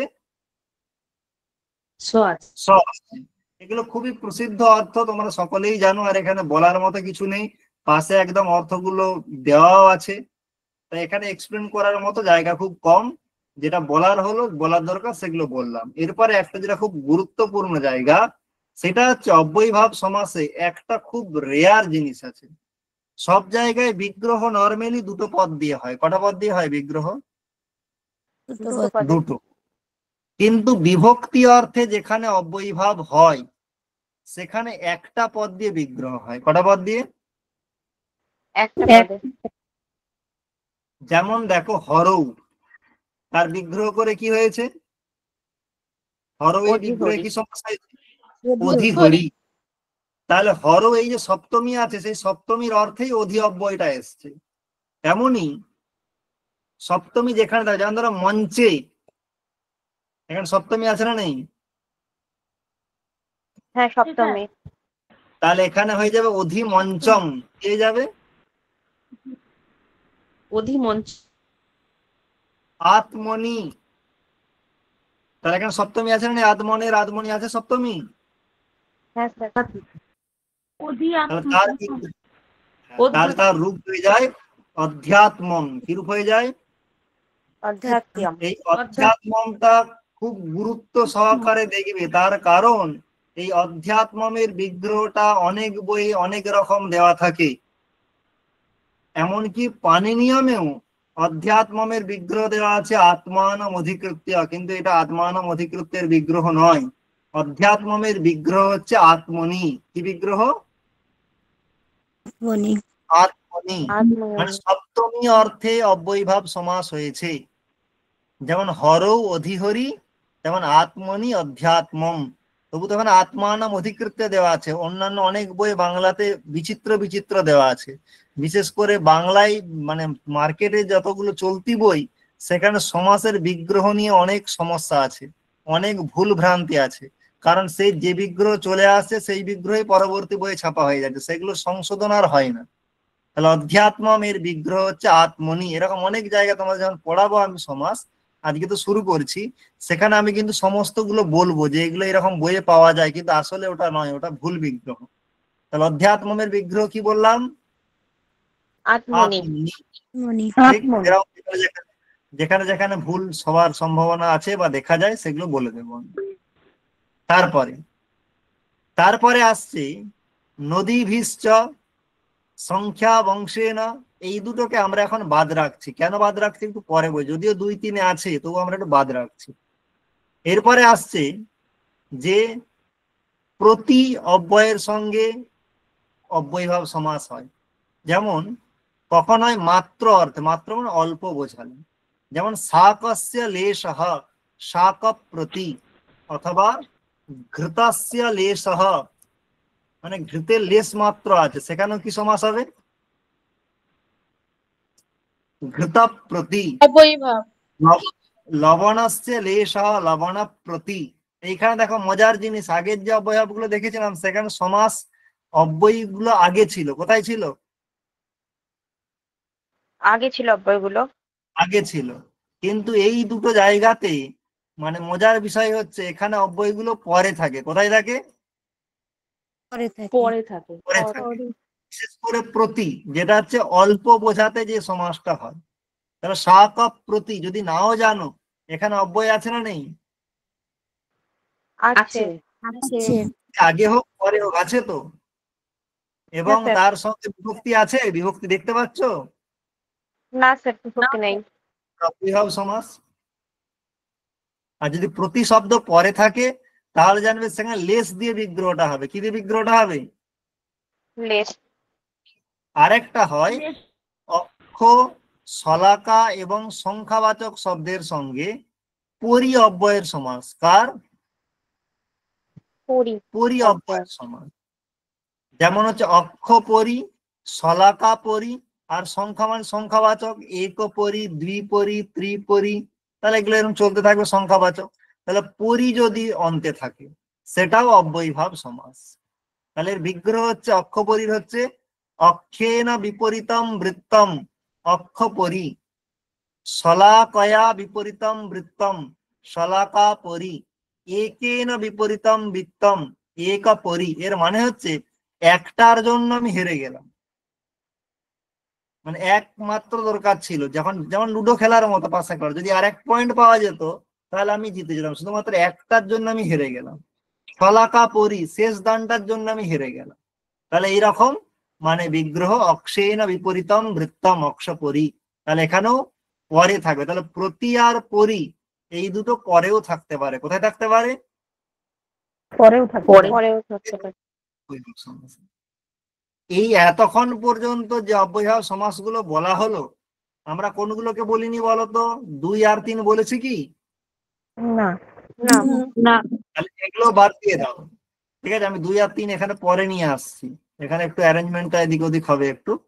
তাহলে এতক্ষণ পর্যন্ত যেগুলো বললাম সেগুলো হচ্ছে নিত্য অব্যয়ীভাব সমাস। কি সমাস? নিত্য অব্যয় নিত্য কেন বলতো? সবগুলোতেই দেখো অশ্বপদ বিগ্রহ আছে। এখানে বিগ্রহ হচ্ছে শাকস্য লেশঃ, সমাসে কি হয়েছে? শাকপ্রতি শাকপ্রতি এখানে হয়েছে, হ্যাঁ যেমন ধরো শক্তি মনতিক্রমে বিগ্রহ, সমাস কি হয়েছে? যথাশক্তি যথাশক্তি ঠিক আছে, তাই এগুলো নিত্য অব্যয়ীভাব সমাস। এরপরে যেগুলো আসছে সেগুলো হচ্ছে অনিত্য অব্যয়ীভাব সমাস। যেমন বলছে সংখ্যাবাচক শব্দের সঙ্গে, এইটাকে আমরা একটু, এটাকে আরেকটু পিছনে নিয়ে যাই, এখানে রাখার দরকার নেই।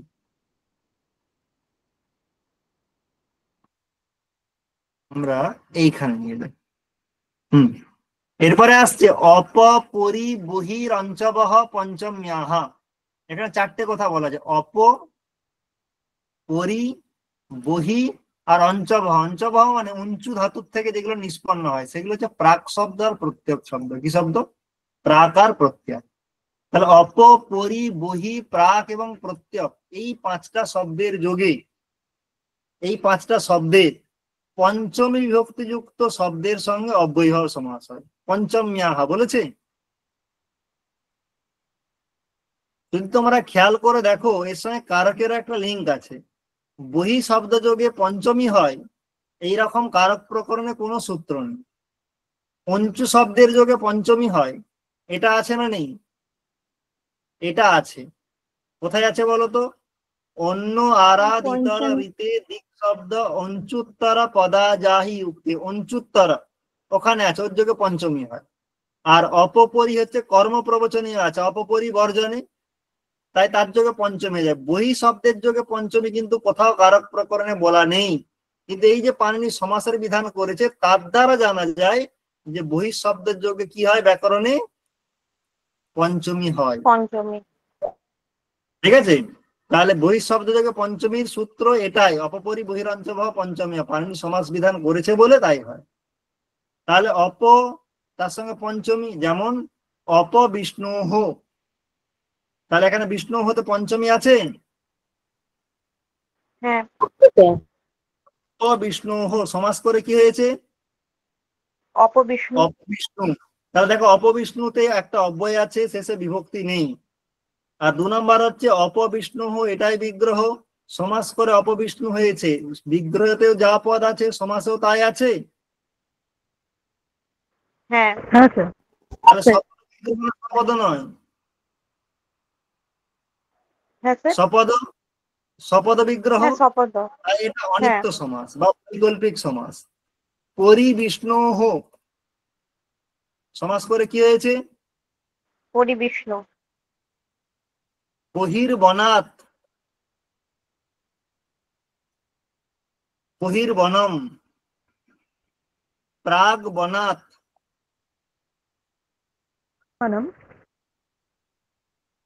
প্রাগ বনম। তাহলে এখানে দেখো বিগ্রহ যা সমাস তাই, তাই এগুলো সবই কি সমাস? অনিত্য সমাস। অনিত্য। ঠিক আছে, তাহলে বিগ্রহ গুলো কি বুঝতে পারছো? অপবিষ্ণু হো অপবিষ্ণু, পরিবিষ্ণু হো পরিবিষ্ণু, বনাৎ বহিহি বহির্বনম, প্রাগ বনাৎ প্রাগ বনম।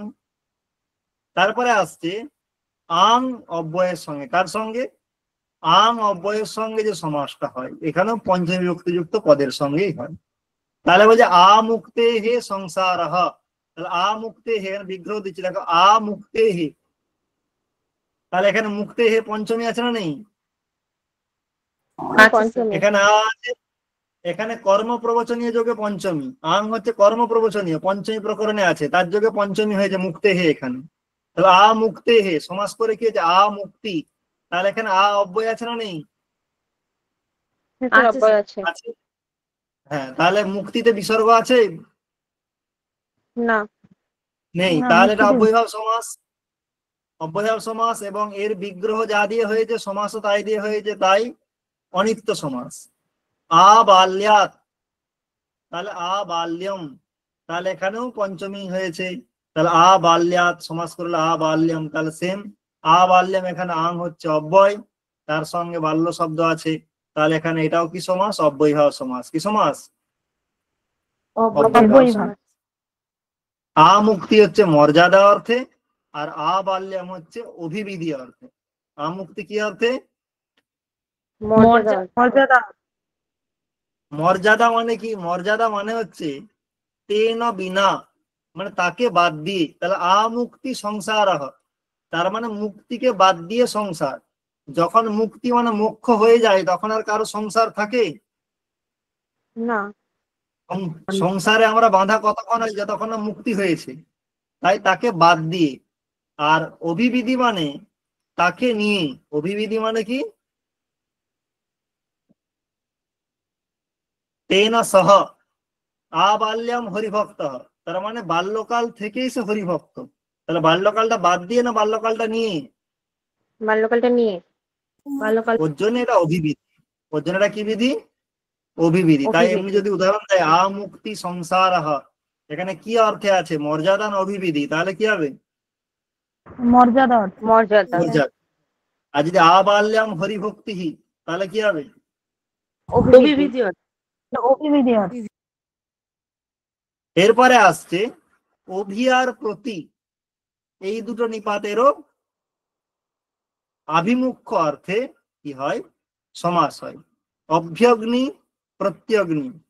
তো উদাহরণ কি? অগ্নিম অভি, অগ্নিম প্রতি। সূত্র তো দরকার নেই, তাহলে এখানে অব্যয় আছে একটা, হ্যাঁ। এখানেও আছে। তাই এগুলো শুধু শুনে রাখার জন্য। এখানে বিগ্রহ আর উদাহরণ। বনম অনু, অনুবনম। গঙ্গাম অনু, অনুগঙ্গম। তাহলে এখানে দেখো এগুলো সপদ বিগ্রহ।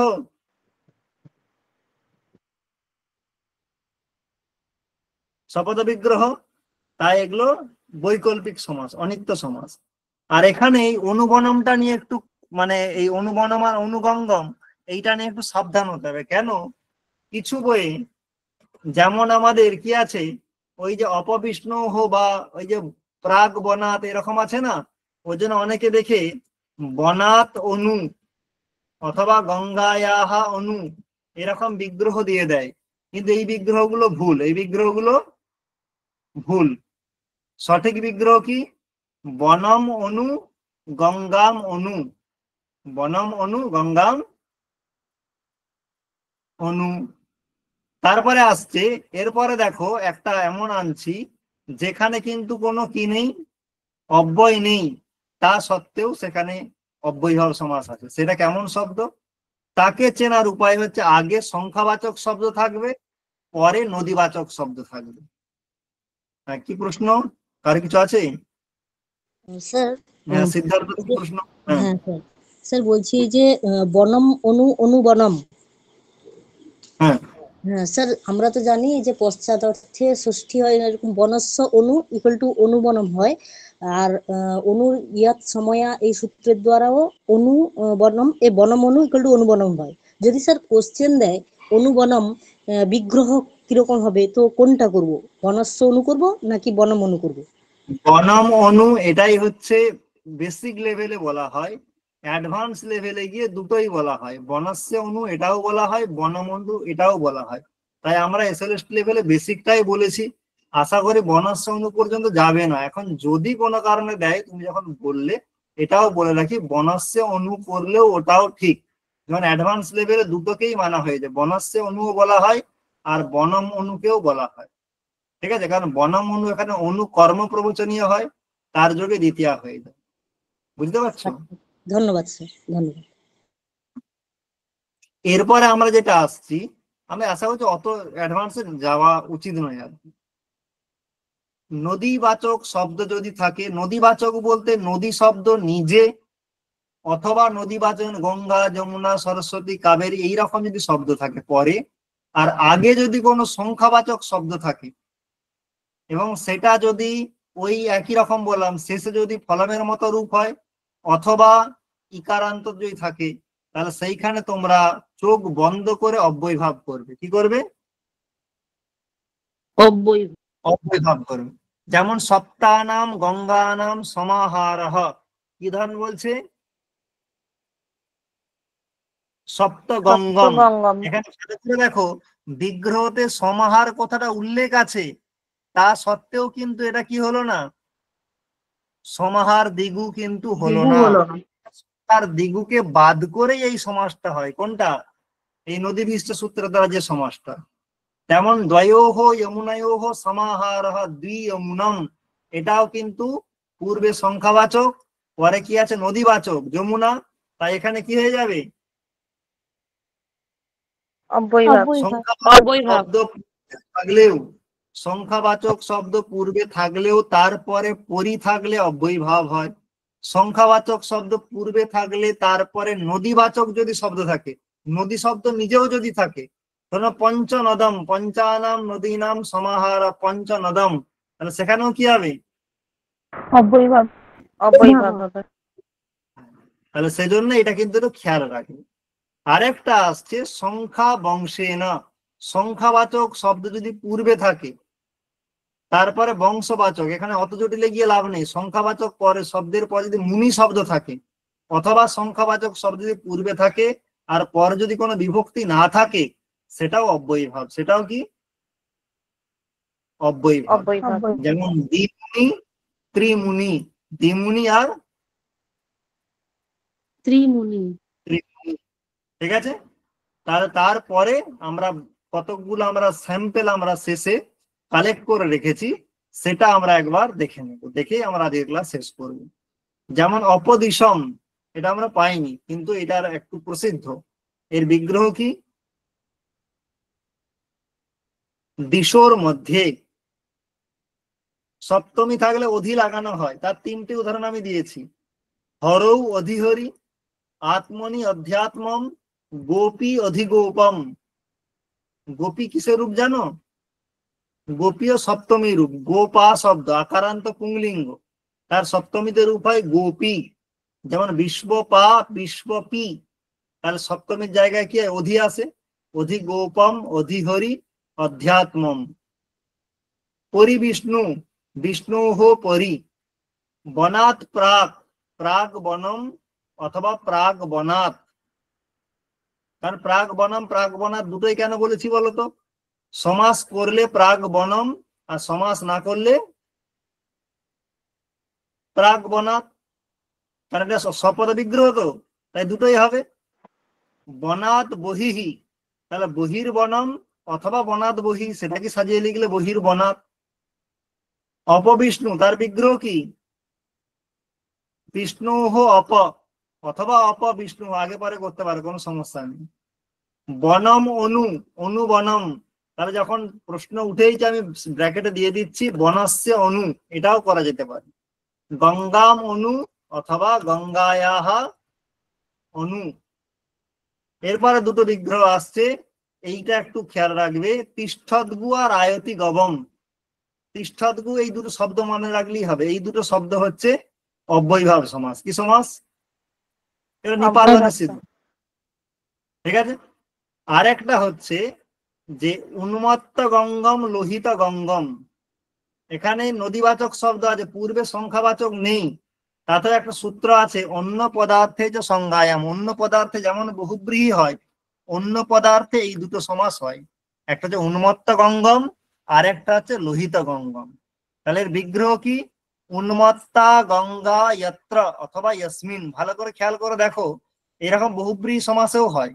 বীরাহা পুরুষাহা ইয়াসমিন, বীর পুরুষকহ, হয় না? হয় না? হয়। শুধুমাত্র উন্মত্ত গঙ্গম আর লোহিত গঙ্গম শুনে বহুব্রীহি মনে হলেও এগুলো কি? অব্যয়ভাব। অব্যয়ভাব। তারপরে আছে প্রত্যক্ষম, তার বিগ্রহ কি? এটাও দেখো বোল্ড করে রেখেছি, কারণ এটা অনেক জায়গায় অনেক রকম বিচিত্র বিচিত্র বিগ্রহ দেওয়া আছে। কারণ এই যে পরোক্ষম আছে, অক্ষ্ণোহ পরম, পরোক্ষম, এটাকে অনুকরণ করে অনেক বই লিখে দেয়। অক্ষ্ণোহ প্রতি, প্রত্যক্ষম, এরকম কি হবে? প্রতিযোগে কি বিভক্তি হয়? দ্বিতীয়া, তাই না? আর দ্বিতীয়া দুটো চোখ, তাহলে দ্বিবচনে কি হবে? অক্ষিণী প্রতি, কি রূপ হয়ে যাবে? প্রত্যক্ষম। অক্ষ্ণোহ পরম, পরোক্ষম। অক্ষ্ণোহ পশ্চাৎ, অনুবক্ষম, তাহলে এখানে পশ্চাৎ অর্থে অনু এসছে। অক্ষ্ণোহ যোগ্যম অথবা অক্ষ্ণোহ সমীপম, যেটা কি বলা হয়? সমক্ষম। কি বলা হয়? আরেকটা হচ্ছে এই যে সহ পূর্বান্নম, এটা দেখো একটু অন্যরকম। শহর হয়, লোপ হয়নি, তার বিগ্রহটা কি? পূর্বান্নমপি অপরিত্যাজ্য। ঠিক। আর হচ্ছে শেষ, এই দুটো আমাদের একটু মাথায় রাখতে হবে, সেটা হচ্ছে গঙ্গায়াহা পারাত, এখানে তিনটে রূপ হয়। কটা রূপ হয়? তিনটে রূপ হয়। একটা যে পারে গঙ্গম, একটা পারে গঙ্গাত, একটা গঙ্গা পারাত। অব্যয়ীভাব হলে পারে গঙ্গম আর পারে গঙ্গাত, তার সঙ্গে এখানে ষষ্ঠী তৎপুরুষ হয়, যে গঙ্গা পারাত এরকম হয়।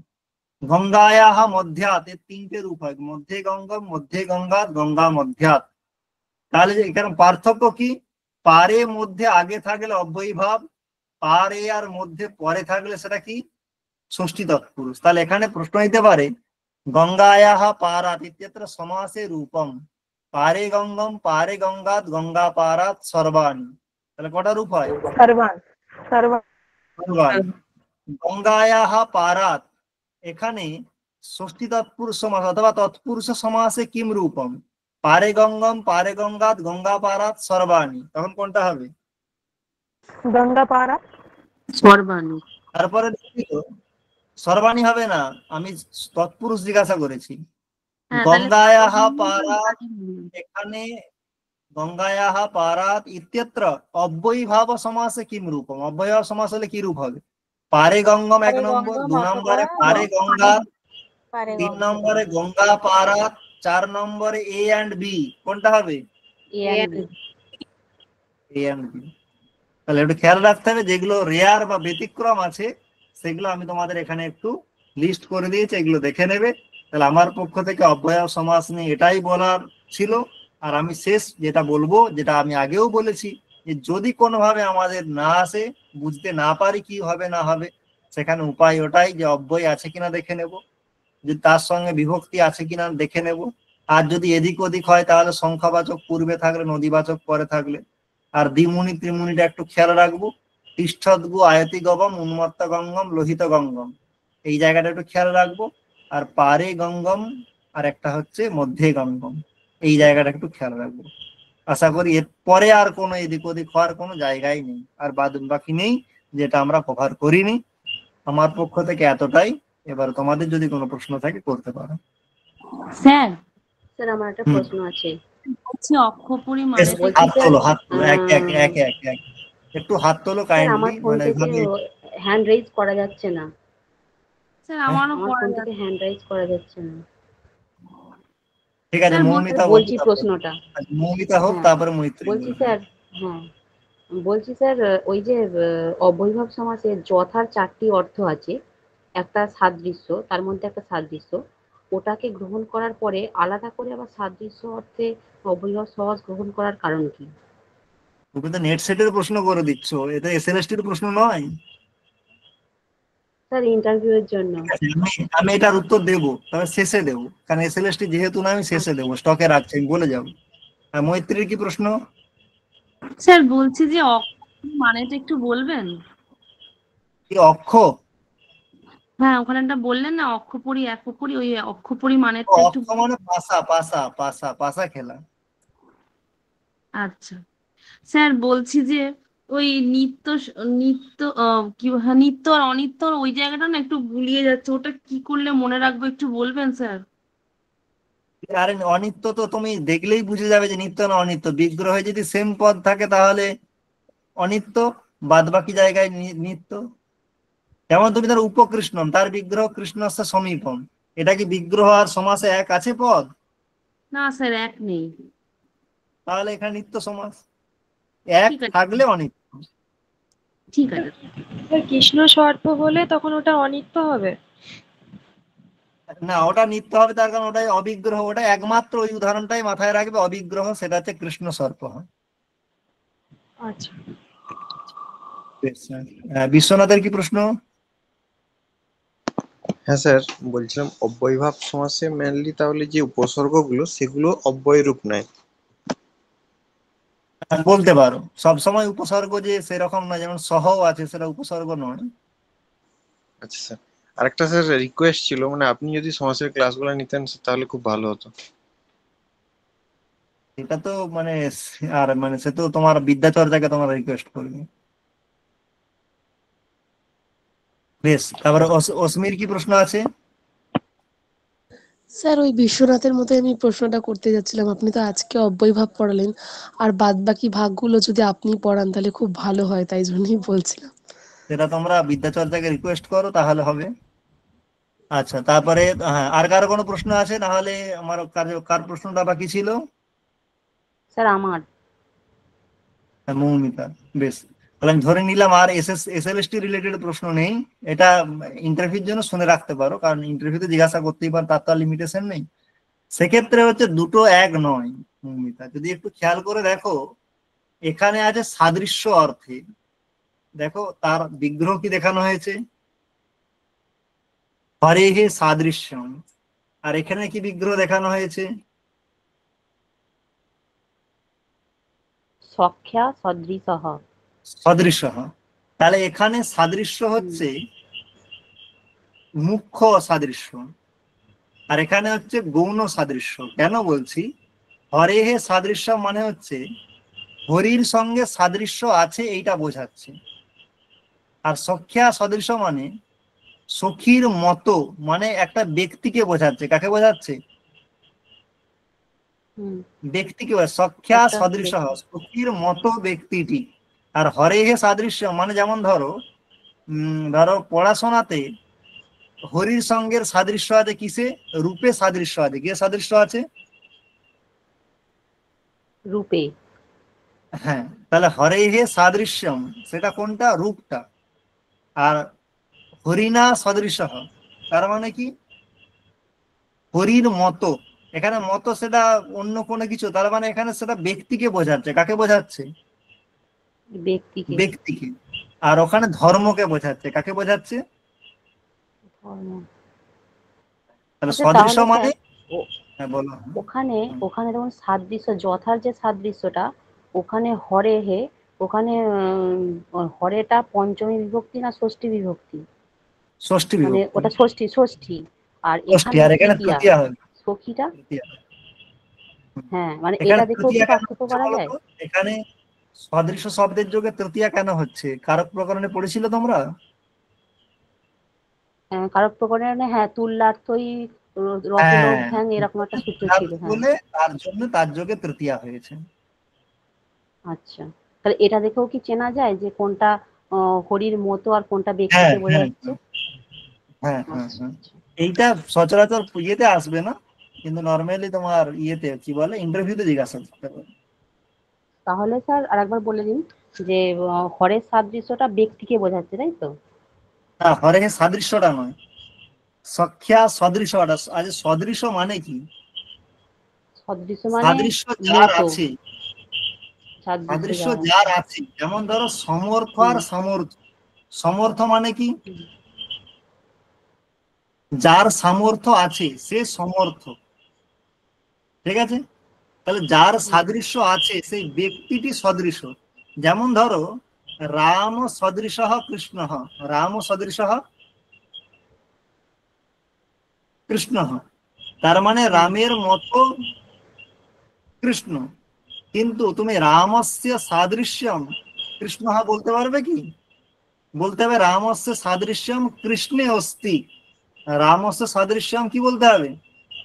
কৃষ্ণে অস্তি। হ্যাঁ, তাহলে আর এখানে তুমি কিন্তু সখ্যা সদৃশ কৃষ্ণ হয় এটা কিন্তু বলতে পারো। তার জন্য সদৃশটা ব্যক্তিকে বোঝায় আর সাদৃশ্যটা ধর্মকে বোঝায়। ওর জন্য একটু পারিভাষিক ভাবে বললে যে সাদৃশ্যটা এখানে মুখ্য আর এখানে সাদৃশ্যটা গৌণ। কারণ এখানে সাদৃশ্য বললেও এখানে আসলে সাদৃশ্যকে বোঝাচ্ছে না, সদৃশকে বোঝাচ্ছে। কাকে বলছে? সদৃশকে। সাদৃশ্যম ইয়স্য অস্তি সহ সদৃশঃ। সাদৃশ্যম ইয়স্য অস্তি ইতি সাদৃশ্যম নয়, সাদৃশ্যম ইয়স্য সদৃশ্যম ইয়স্য অস্তি ইতি সাদৃশ্যম নয়, উল্টো বলছো তুমি। উল্টো হয়ে যাচ্ছে। সাদৃশ্যম ইয়স্য অস্তি সহ সদৃশম। ঠিক আছে। হ্যাঁ অস্মি, কি আবার কি প্রশ্ন হলো? স্যার বলছি কি এই যেটা আপনি আজকে পড়ালেন পিডিএফটা পাবো স্যার আমরা? হ্যাঁ হ্যাঁ, আপনি যেটা আজকে পড়ালেন এই অব্যয়ভাব সমাস, এর পিডিএফটা কি আমরা পাবো স্যার? টেকনিক্যাল বিষয় যা হবে অফিসে জানাবে, আমি শুধু পড়ানোর ব্যাপারটুকুই বুঝি। ওকে ওকে ওকে স্যার, ওকে স্যার। থাকবে অনেক ঠিক আছে, ঠিক আছে, সকলকে শুভরাত্রি। প্রণাম নিবেন স্যার, শুভরাত্রি। শুভরাত্রি।